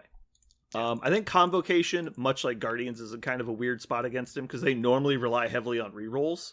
But they also have the place out of range 2 mechanic when they are hit by damage too. So if you don't one-shot everybody, hey, they might just live. All right, so that's my stuff. Let's move into our next topic.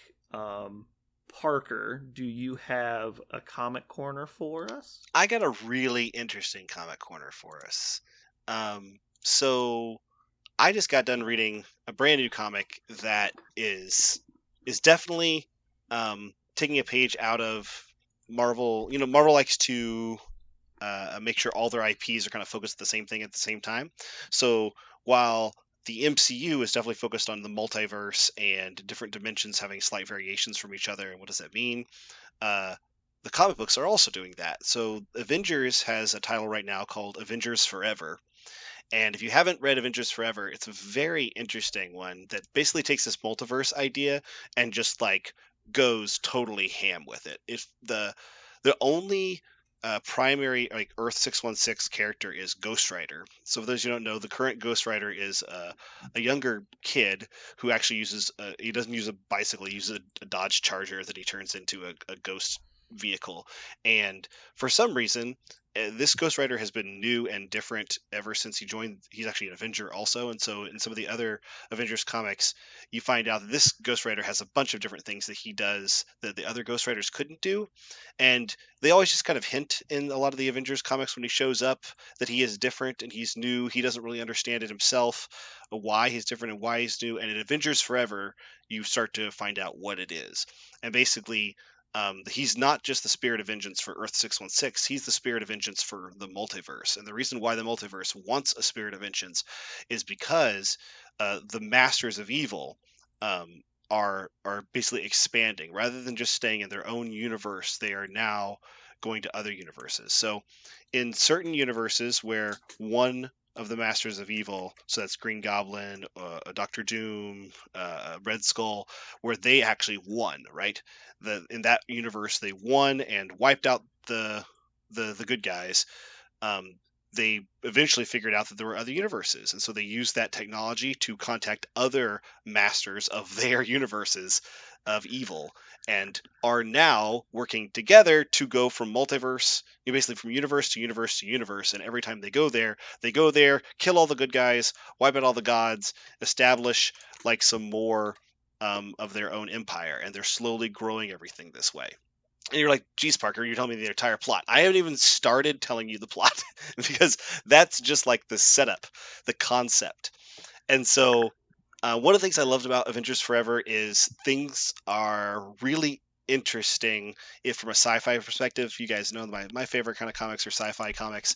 And so for example, what would a really good Doctor Doom be? Like the Doom of Dooms, right? What would he want out of the multiverse?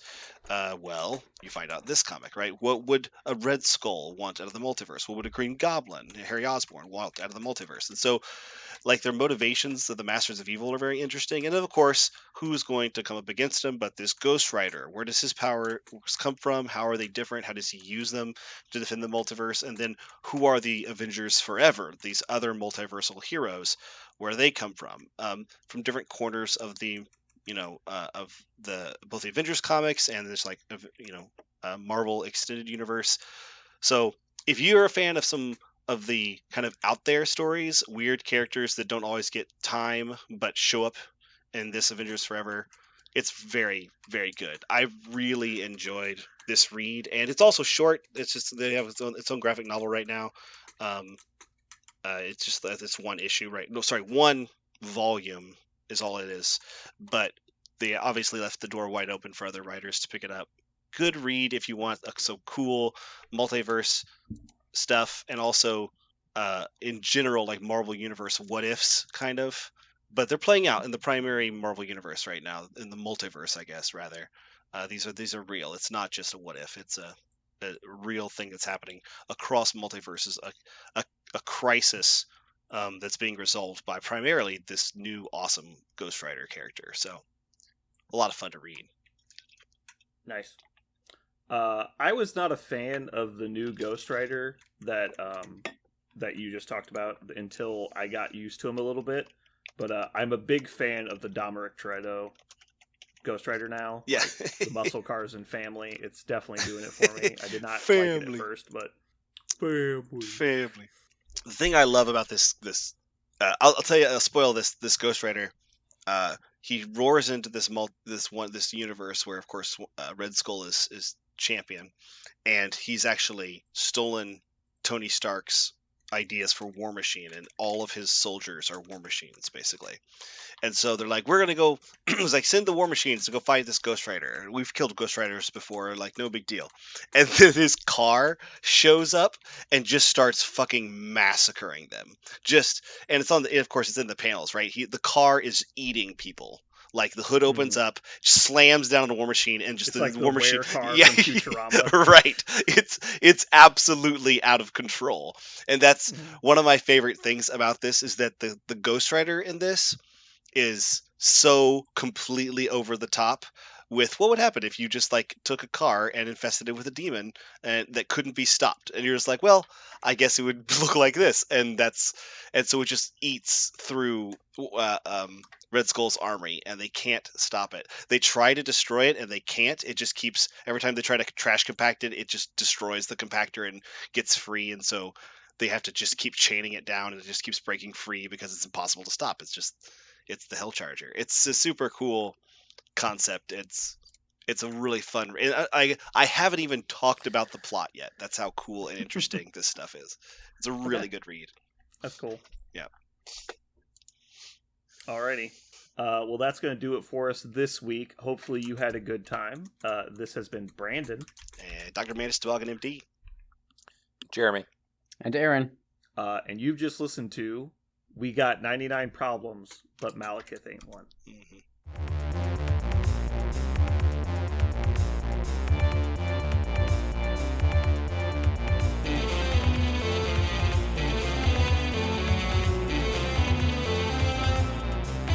So what are we going to call this thing? I got it. Okay. Incredible, new, fantastic, astonishing, mighty, original, uncanny, sensational podcast. I'm just going to put down infamous.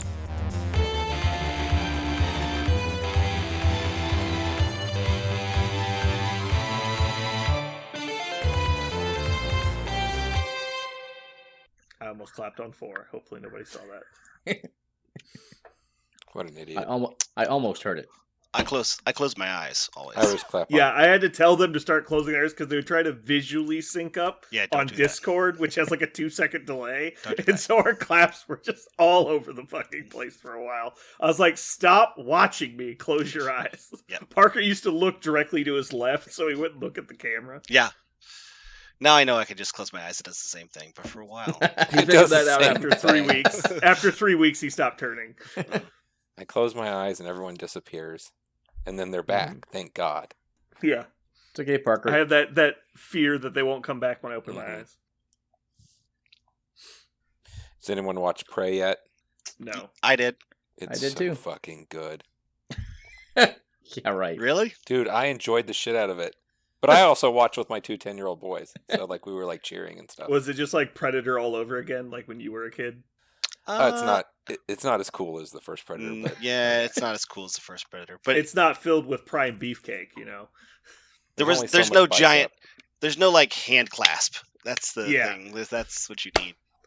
You motherfucker. Yeah, you can't. You have to capture that. Yeah. You're not gonna want your time back after you watched it, but it's not a great movie. I feel like this is like Parker's review of Top Gun, where he's like, this is the greatest movie I've seen in my entire life. I'm like, okay, maybe we should just dial that back a couple notches for recency bias. He's like, it is the greatest movie ever. To me, it has all the things Predator movies should have. Unlike, what is it, Predator versus Alien or Predators and all of that horse shit, where they were trying to be something they're not. This one just is what it is. I think AVP was fine. If you went to go see AVP in the theater and didn't like what you got, you went to the wrong movie. It's just on you. Yeah. Much like Batman vs. Superman, Dawn of Justice, if you went to see that in the theater and didn't get what you expected, you are bad at choosing movies. Like, the name of the movie was Batman vs. Superman.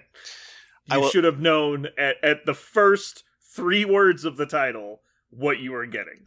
I think they did, to your point, Jeremy, I feel like the other Predator movies, the other Predator sequels were trying to do like the TIE Fighter thing, right? We're just like, we'll put more wings on it, and then we'll curve the wings, and then we'll put pointy ends at the ends of the wings, and then we'll put 3 wings, and then we'll put 3 wings on top of 3 wings. And you're like, that's what they did to Predators for a while. Like, they always got like weirder and bigger and just more predatory.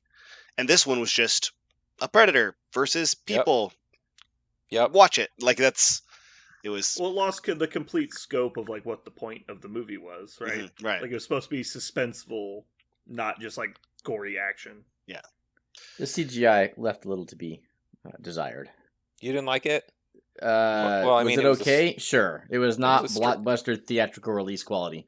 Here's the thing, though. Think of all the movies the streaming services come out with these days. Like, I am used to hot garbage all of the time. Like, it doesn't matter what actor's in it. Ryan Reynolds plays in these horseshit movies that come out streaming, and they're awful. The Rock, they're awful. All these movies come out, and they're such fucking bait. You watch them, and 5 seconds in, they've said their tagline 7 times, and you're like, okay, I'm out. This is so stupid. Mm. But at least you get what you bought. Like, I feel like, you know, it was what it was. I knew that it was supposed to be 300 years before they're all that. And they're today's direct-to-TV movies, right? Yeah. With like so I'm fine with that. $1 million stars instead of, you know, whomever. Lou Diamond Phillips is in every movie. I was trying to think of that one guy. Yeah. You're like, what's that one guy's name? Lou Diamond Phillips. Stamos. He's in every movie, fucking every made. Lou Diamond Phillips. Oh, God. So have you guys watched Sandman? No. I haven't either. Everybody's so pissed off / wonderful about it. Really? I never actually. Yeah, I don't. The internet's I don't even know blowing what up. the fuck it's about. Yeah. Have any of you watched Blood of Heroes yet? No. Mm-mm. It's not even on my list. I'll keep asking. Okay. That's fine. You're waiting for reviews. I'll get back to you. Yeah. Have you watched Ice Pirates yet? No, should I? You actually probably should. Okay. You probably should. That one's on the list. It's like Spaceballs meets like Alien. You had pretty me much. at Spaceballs. Okay. Although I still have... It's more like B-budget comedy as opposed to like intentional slapstick, but it's... Yeah. If you like Spaceballs, you'll like Ice Pirates. So I love Spaceballs. I hate shit like Jackass and stuff like that. No, yeah, it's not Jackass. Okay. I had something on here. I had The Boys and something else I was supposed to watch. The Boys is good. I know, right? Oh, The Bear? Oh, man. Someone The told me to watch The Bear? The show The Bear. That's really good. Yeah. See? Mm-hmm. Ice Pirates? If you want more superhero stuff, Invincible on Amazon as well, just like The Boys, is also very good. I want good shit. I don't care what the theme is. Yeah, it's also based on... It's an animated show based on comics, but it's based on... I can't remember what comic company does Invincible, but Image. It's a really... pretty sure it's Image. Yeah, that makes sense. I've read the comics. The comics are good. The show is... I've heard it's a pretty much just a shot-for-shot adaptation. See, I was actually about to tell you exactly the opposite. I think it did really? I think they did a really good job saying, like, this thing works in comics, but I don't think it works in this show, and so let's do it It's like different. knowing what to cut out. Yeah. And, like, they went some different directions with a couple things. A bunch of things, I love the Tau bad guys in Invincible. Those guys are awesome. Yeah, they're great. They exist in a... I don't think this is too much of a spoiler, but they exist in another dimension that's not at the same time passage rate as we have. And so they try to invade our dimension, but it doesn't work well, so because their time moves faster. And so they are trying to invade our dimension, and they keep having to fight them off. But every time they show up, they're way more advanced again. It's really interesting. Mm-hmm. And there's just... They keep fighting the same fucking guy in different parts of his career. Yeah. It's great. Yeah, I think it's a very well done show, and I really like where they don't adhere to the comics, because the comic is really, really good comic book, but it shouldn't be a show.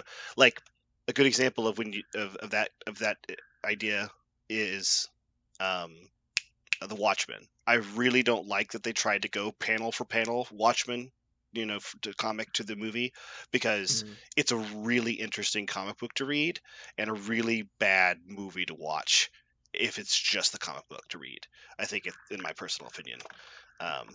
So I really liked that the Invincible didn't do that. They're like, we're not going to make it exactly, because it doesn't read like a show. It actually reads like a comic. So let's do something else. A lot of the core concepts are there, though. Yeah, it does a good job. Like, burying the lead deep. Like, you can't figure out what's going on for the longest time. I love that. Mm-hmm. For Invincible or for Watchmen? Invincible. Yeah. Oh, okay. Yeah, it drops you in the show really hard right in the middle of it, and it takes a long time to figure out what's going on. Yeah, I like it. Yeah, everybody I've shown that has watched it at least once or twice at this point. Mm-hmm. Like, I'm just like, watch the first episode, and you don't like it, then drop it. But it's good. Jeremy, you said you quit watching Attack on Titan, right? Yep. I'm willing to bet that you should probably not pick it back up, because I started watching the final season, and there's a huge, like, very slow grind at the beginning of the final season, and then it just fucking skyrockets and goes into, like, the stratosphere for amazingness that's happening on the screen, and then goes back to super slow grindy again for, like, another 20 episodes. I'm like, what is happening? And then it just cliffhangers. And you're like, what is going to happen? And, like, I don't know, like, the last season has been coming out over the last 4 years. Like, it's just not done yet. I'm like, what the fuck? I actually enjoyed it a lot more when you just explained it to me. The time when I was like, just fucking tell me. Like, that was cool. And when it's all wrapped up again, you can do the same thing again. And I'll go, that's really cool. Because I don't have the patience for that bullshit. Sometimes animes just drag. It goes in phases. Every aspect of that show goes in phases. Like, the first 5 to 6 episodes of the show is just them introducing the world and the characters to you, right? And so you're just like, okay, here's this guy, here's his motivation, here's this guy, here's his motivation, here's how they work together while learning about the world. And then out of nowhere, everyone gets murdered, and you're like, okay, well, what the fuck was the point of this? Like, I just learned about all these characters for 5 episodes just to watch them die on screen. You're like, okay, moving on. And so, like, it does that a lot. It goes, like, slow build, giant explosion, back, slow build, and then giant explosion again of, like, plot and stuff.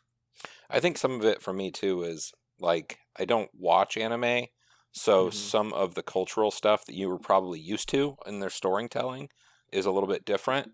So I get lost pretty quickly, and I don't know where to pick it up, because they, especially with Titan, because you don't know if it's the future, the past, or the present. Like, they jump back and forth a lot. Dude, the final, if you don't like how they do that, the final season is gonna fucking destroy your brain. It's so hard. I had the first, like, 5 episodes of the final season, I'm like, I literally don't know what's happening. Like, I was watching intently, and I'm like, all right, I rewatched this episode 3 times, I still have no fucking idea what's going on. Like, and then I was like 3 seasons in or whatever, and then you're like, what do you think about those little, the scenes where you're supposed to read? And I'm like, well, I haven't even been doing that. Were you supposed to? You're supposed to be, because you have to pause it. It's too fast. You have to pause it. It's like 2 paragraphs, but you get 10 seconds to read it. And you're like, and you're like, if you don't pause it, you're like, I'll never know what that was. Like, and it's like teaches you about everything. Stuff. Yeah. Whatever, that was really fun. Not... So I'm watching the new season, and it's because I watch it on, I watch it dubbed or subbed, and the final season, they have it. So when they dub, like, new stuff, they don't go through and, like, translate the text always.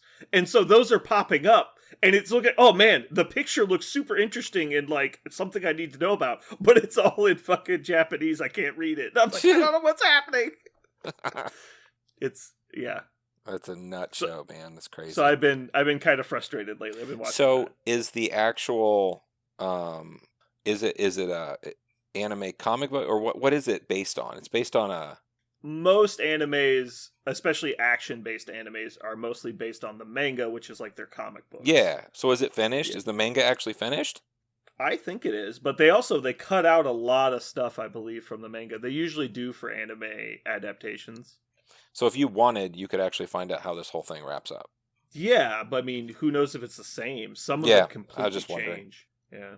Yeah, that's a trick. I just watched Jujutsu Kaisen, one of the newer animes. That one's really good. I think you'd like it. It's a supernatural-based, like, fighting anime, I guess you could say. The main character is just some, like, high school student, but he can see, basically ghosts or demons. I don't know how you want to refer to them. They call them curses in the show, and they're basically the remnant bad emotions that people have that turn into these demon-like creatures. And then the more powerful the emotion, the more powerful imprint they leave.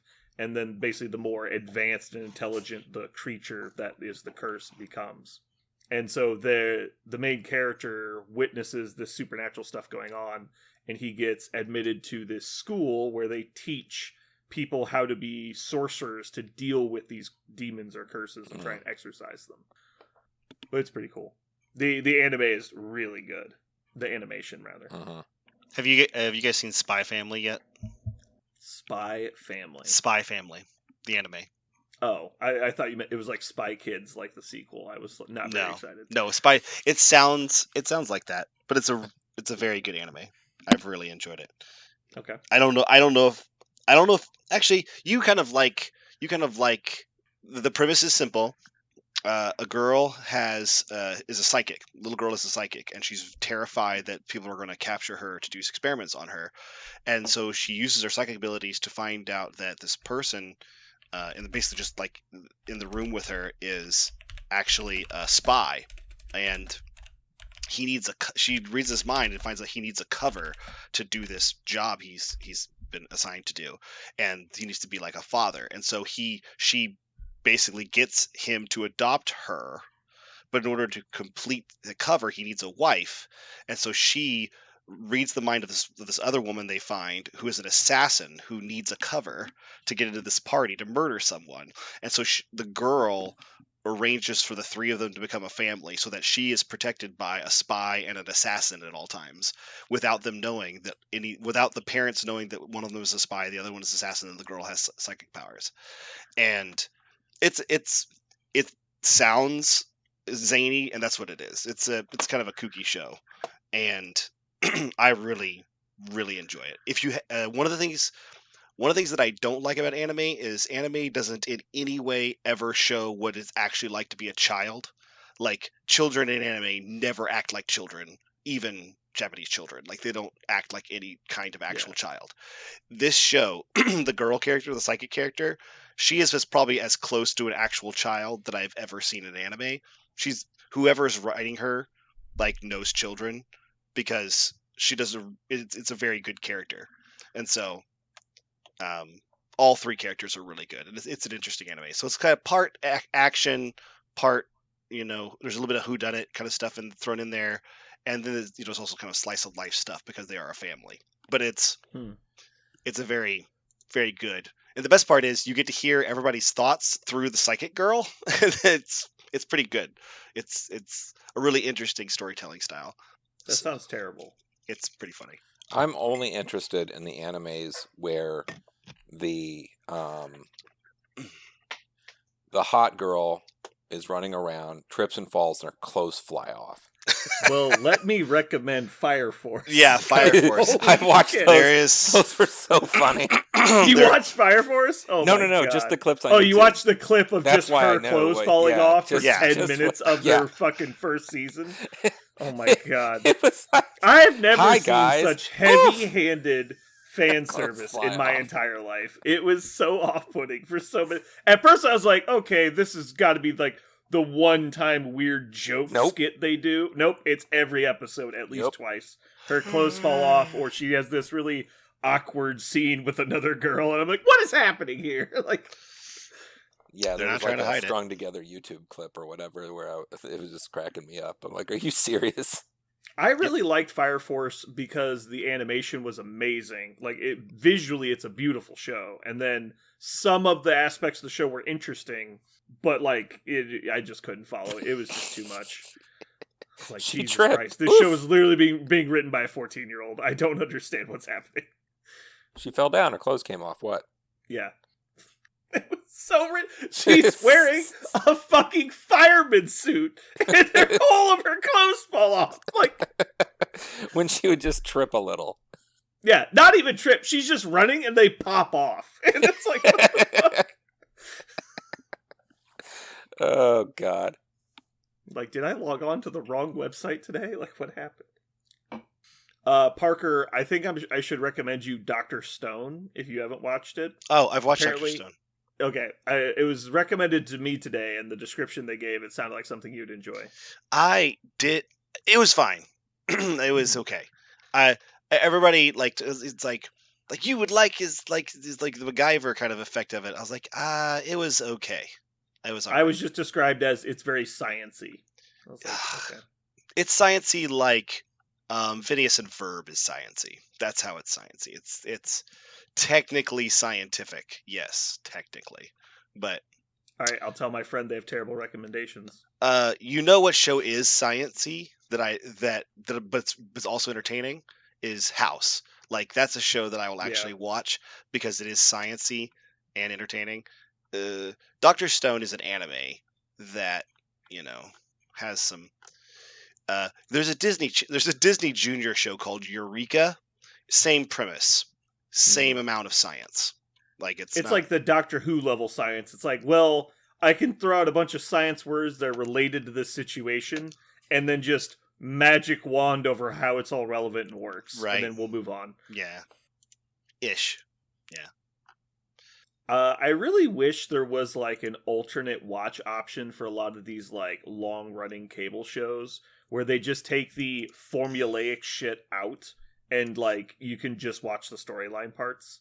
Because like House would be amazing if you didn't have the every episode is filled with 20 minutes of routine, this is the structure of the episode crap. And like Supernatural would be the same. Like if I could just watch Supernatural for the interesting plot points, the character development, and the interaction with reoccurring characters, and the Monster of the Week shit was 30 seconds of the episode, I would love watching Supernatural. Mm-hmm. But like, it's such a chore to just have half the episode eaten up with, what's the monster this week, Jim? And it's like, well, today it's vampires. They're like, what's the vampire this time? His name's Jake, and he's killed this many people. I'm like, okay, we get it. He's a bad guy. Can we get past it? It's like, but they're just filling airtime. And the only way the writers know how to fill that much airtime is with the script. Like, just do this. They fight. They struggle. Their guns got knocked out of their hands again. They have to scramble to go get them because they have to fill airtime. Like, oh my god. Like, but all the other stuff's actually interesting and entertaining. All right. Have we spent enough time talking about TV yet? I don't know, maybe. We need no more. Aaron's getting very bored. Aaron's asleep. Maximum boredom. He's in the middle of a TTS game. Leave him alone. I'm just watching cat videos. Oh, boy. Oh, Parker, I talked to Jake the other day, and he suggested in a roundabout way, if Jake listens to this, he knows he didn't suggest it, but I'm going to take it as a suggestion, that the next word on your cannot say list is Dampier. Oh, shit. We'll just keep... And then the next one will be Eric. Just keep going. So you just can't reference Blade in any way without getting a penalty. That's just going to be awesome. That's just terrible. Like, I just can't discuss the character. Mm-hmm. It's like, he who shall not be named will be like the way you have to refer to Blade. Isn't there a board game like that where there's certain words you can't use? Like, it's specifically that. It's called Taboo. Yeah. Yeah. But aren't you trying to get them to say the word without saying the Yes, word? it would be you're trying to make Parker say Blade, but you can't say Eric. You can't say vampire. You can't say... Oh, it gives you like a list of taboo words. Gotcha. Okay. I thought it was just like trying to get you to say the word square without saying square. Like you can't say shape or anything like that. Okay. I'm not much for board games generally, but there's some I like. This is a party game. Yeah, exactly. I think I like party games that still have a pretty rigid structure to them. Because if it's an actual like sit-down, super serious board game, I just get bored. Because there's not enough going on. I like party games. I get annoyed that other people take so long to make decisions that seem obvious. Yes. Games where there are two teams are muy bueno. Yeah. I think one of the more interesting games I played was Reef Encounter. And the going joke was this game is super deep. Because it's a game where you play competing shrimp colonies trying to take over a reef. And so there's these tiles that look like little algae reef things, and then they can be rotated and flipped over, and when they have 4 different colors on each one. And so you're trying to basically create the largest mass of a single color that you control to score points. So by rotating them and turning them over, you can manipulate the colors on the board to increase your landmass or decrease other people's landmass. And then at the end of every round, you score points based on how much of a certain color you control. So you have to move your shrimp around, and everything happens, like, you have to work for stuff turns in advance. And so if I'm working on, like, rotating this tile, it's not going to happen right now, it's going to happen later. And so it's like, so many like delayed actions are in the works all at once that it's really hard to keep track of everything. And so that was one that actually held my interest, but it took so long to get anything done, it was like still boring. Yeah, trying to get a game anymore that everybody can play. There's a few good ones, but like I'm kind of like Aaron saying, like I like 2 teams when it comes to like family game nights. Like 2 teams is cool. When you break apart, you either have I don't know, anything like I can't stand Settlers of Catan, and that's like the most gamey one that most people know. Yeah, that's the most regular normies are willing to go is Settlers. Did you ever play End of the Line? I did not, but that's the fight in a box one, right? Yep. Yeah. So that one is great. It's great for Thanksgiving because it's very easy. You hand people cards and go for it and fuck each other hard. And it doesn't matter because as hard as you're trying to win, you're going to lose. Very little control. Doesn't matter. What's going to happen. It's just complete chaos, but it's so much fun. And it's really easy to teach people, and it does have a tiny bit of depth, which keeps me interested. Because I just want to screw people over harder than they're screwing me over. And then I end up getting blown up anyway, but it's fun. It's a good one. Yeah. All right, well, I guess we should probably get into it. Do it. You guys ready? Jesus Christ. Get it? Because it's episode 99. Yeah, I get it. It's like a pun. It has 2 meanings. You did it. So clever. So, Jeremy, I don't know if you've noticed, but we've been a little dry on the jokes lately because I hit dad joke bedrock where I couldn't find any good ones. And so I've been kind of saving the last couple I had for episode 100. Okay. But based on your energy level today, I can tell you need one. So I'm going to lay it on you. Are you ready? Mm-hmm. All right. Did you know that Rome was warned not to make Jesus angry? But yet they crossed him anyway. Too soon? It was too soon. I'm sorry. Take it back. Wow. Take it back. Wow. Parker looked like he enjoyed it for like half a second, then he felt bad. Yeah, I don't think I felt bad so much. It's just we're for some reason I don't have a hard time with sacrilege at all, but that one crossed some sort of imaginary line. I like what you did there. You're like, huh? Parker's really good at this. He's picking up the puns. I think that went pretty well. I think we came up with a lot of fun stuff. There's some stuff you guys came up with that I didn't, and I put a decent amount of thought into this. Good job. Honestly, I'm not. I think the word on the street is basically he's like Hulk. You figure out how to deal with Hulk, you'll figure out how to deal with this guy. Like, and I think even Hulk is probably a pretty good way to deal with him. I mean, I feel like he's the most anticipated meta shakeup model we've had in a very long time. No, not like from a functional standpoint, from a like expectation standpoint. Yeah. I don't think there's been a model that, except for maybe Heimdall, that was like, we're going to change the way the game is played.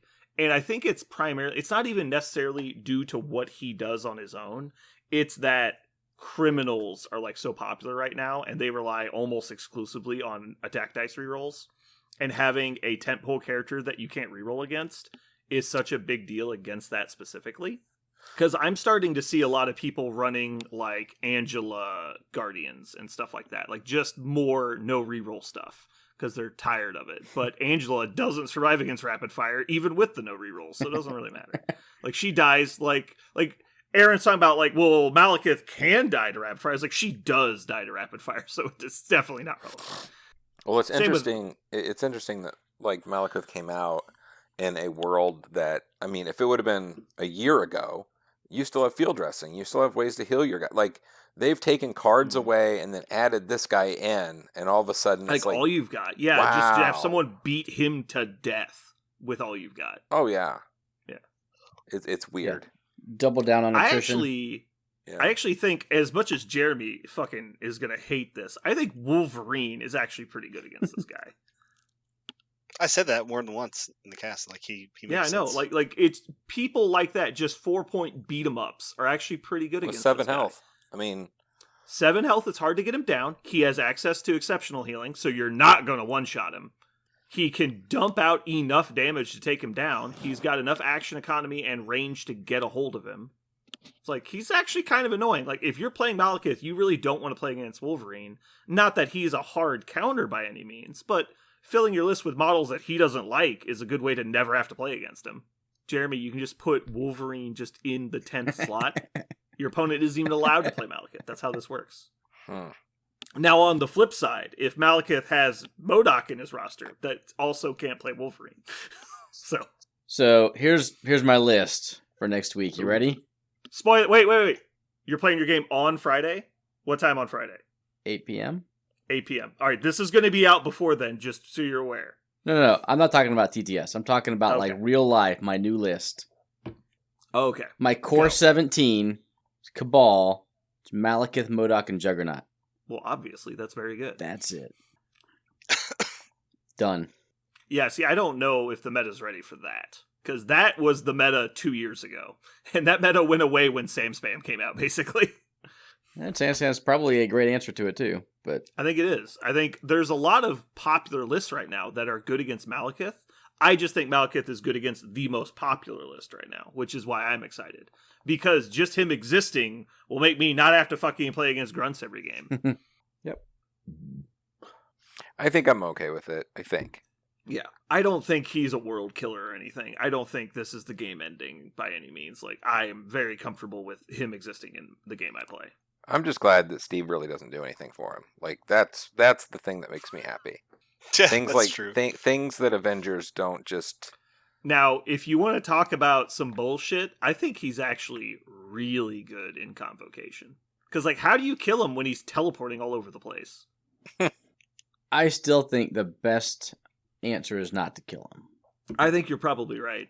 But I don't know that you can ignore a tentpole list. Like, if you're doing the Malekith with support package, I think that list is very ignorable. I think if you're doing the all gas, no brakes, fuck it, if you kill me, you kill me, I think that list is terrifying.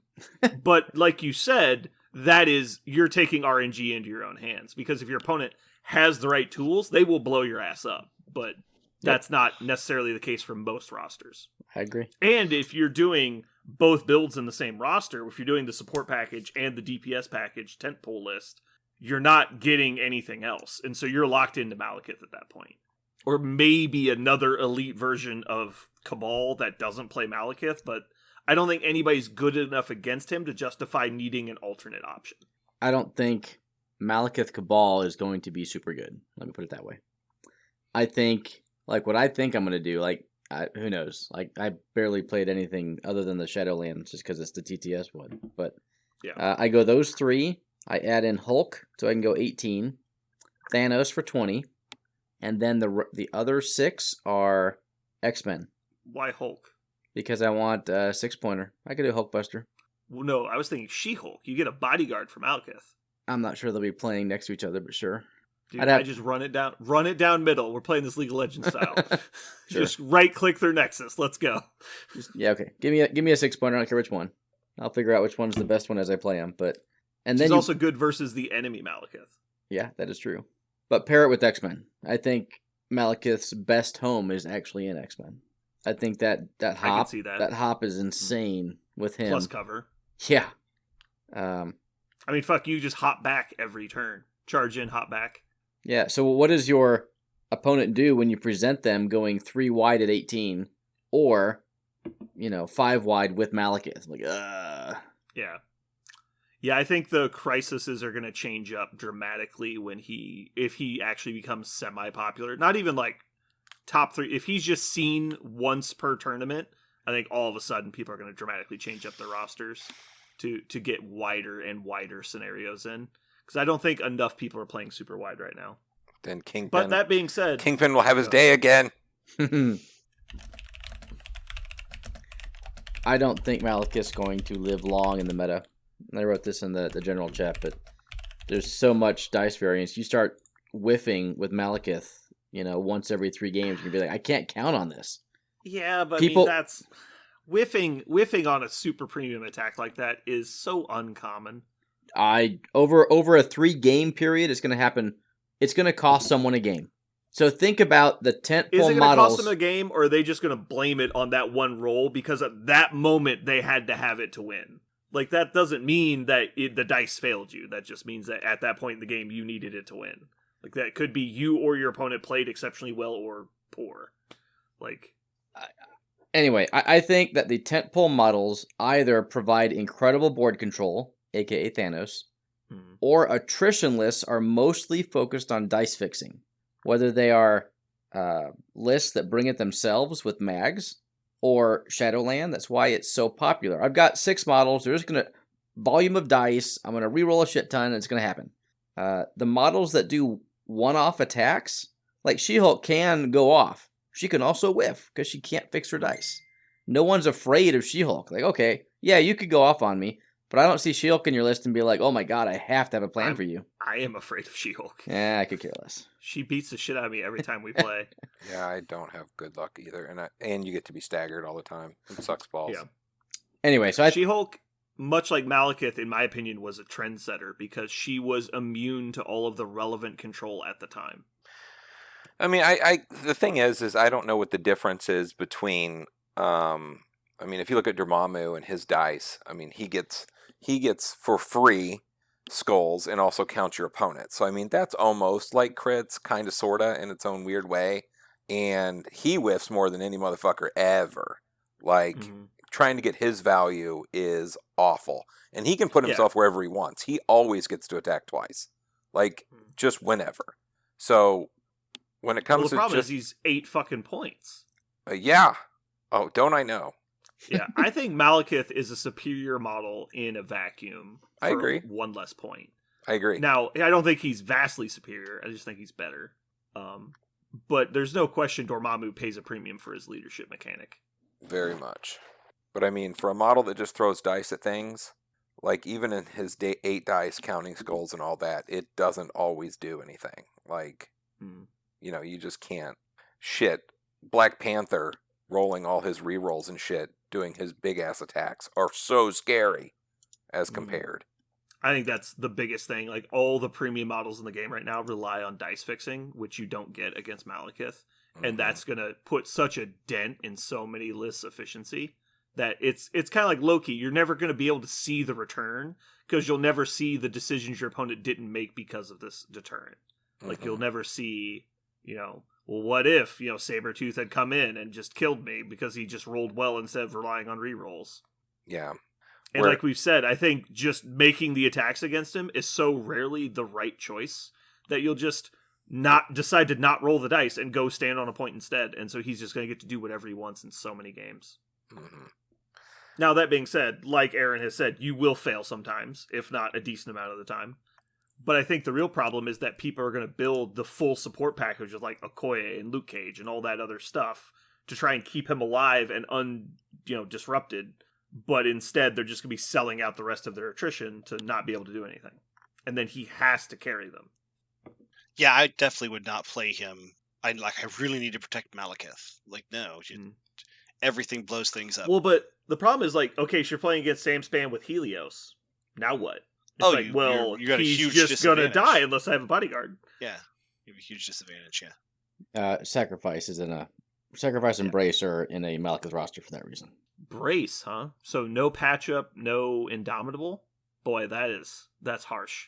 I don't disagree that sacrifice is kind of important, but holy shit. I mean, it's great that there are so many cards you need. You can only take 2 of them. I think they nailed the restricted list. I think they did too, because it's really a fucking damned if you do kind of situation. Yep. Otherwise, they'd all be in there. So I think they nailed it. Oh, for sure. They did a great job. Those 4 job. cards would be in every fucking list. Well, I actually don't think sacrifice would get taken as much as everyone else does. I think the internet, TTS specifically, is in fucking love with sacrifice. And it's good. It is a very good card, but I think there's a lot of lists that don't need it at all. I think it's only needed in a tentpole list. Yeah. But Malekith needs it. But putting it on the restricted list, much like the Reality Stone, is just directly nerfing tentpole lists, which I think is good. Same with Space Stone. Yeah. Any tentpole list is only tentpole lists are taking those 3 cards. And so it's an extra nerf to tentpole lists so that we can see more standardized, normie, well-balanced lists see the table again. And I think that's good. I completely concur. Yeah. I'm actually pretty happy where the game's at. And I think Malekith is going to push the game more into the realm of what I want to see in the game. And so I'm actually pretty excited. I'm annoyed that I'm going to have to play against Malekith nonstop for the next 10 years because fucking Aaron's going to like paint his tiger with his own fucking like, I'm not even going to say, but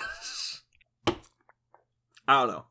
I would probably be super stoked to play this guy if it wasn't for the fact that Aaron was going to be playing him constantly. Oh, you can play him. Just bring him. Mm-hmm. We'll that sounds boring. We'll have a Malekith off every game for the next 3 months. Yeah. So interesting rules interaction from a recent game. X23 dazes a character. I have Bucky nearby. After X23 dazes, they frenzy into Bucky, do 2 damage. Bucky now has 3. Then I pay for Got Your Back for the first character that you dazed. Yeah. Mm-hmm. Yeah, it was neat. They were like, "What?" I was like, "Yep." Yeah. That's how it all works. Yeah.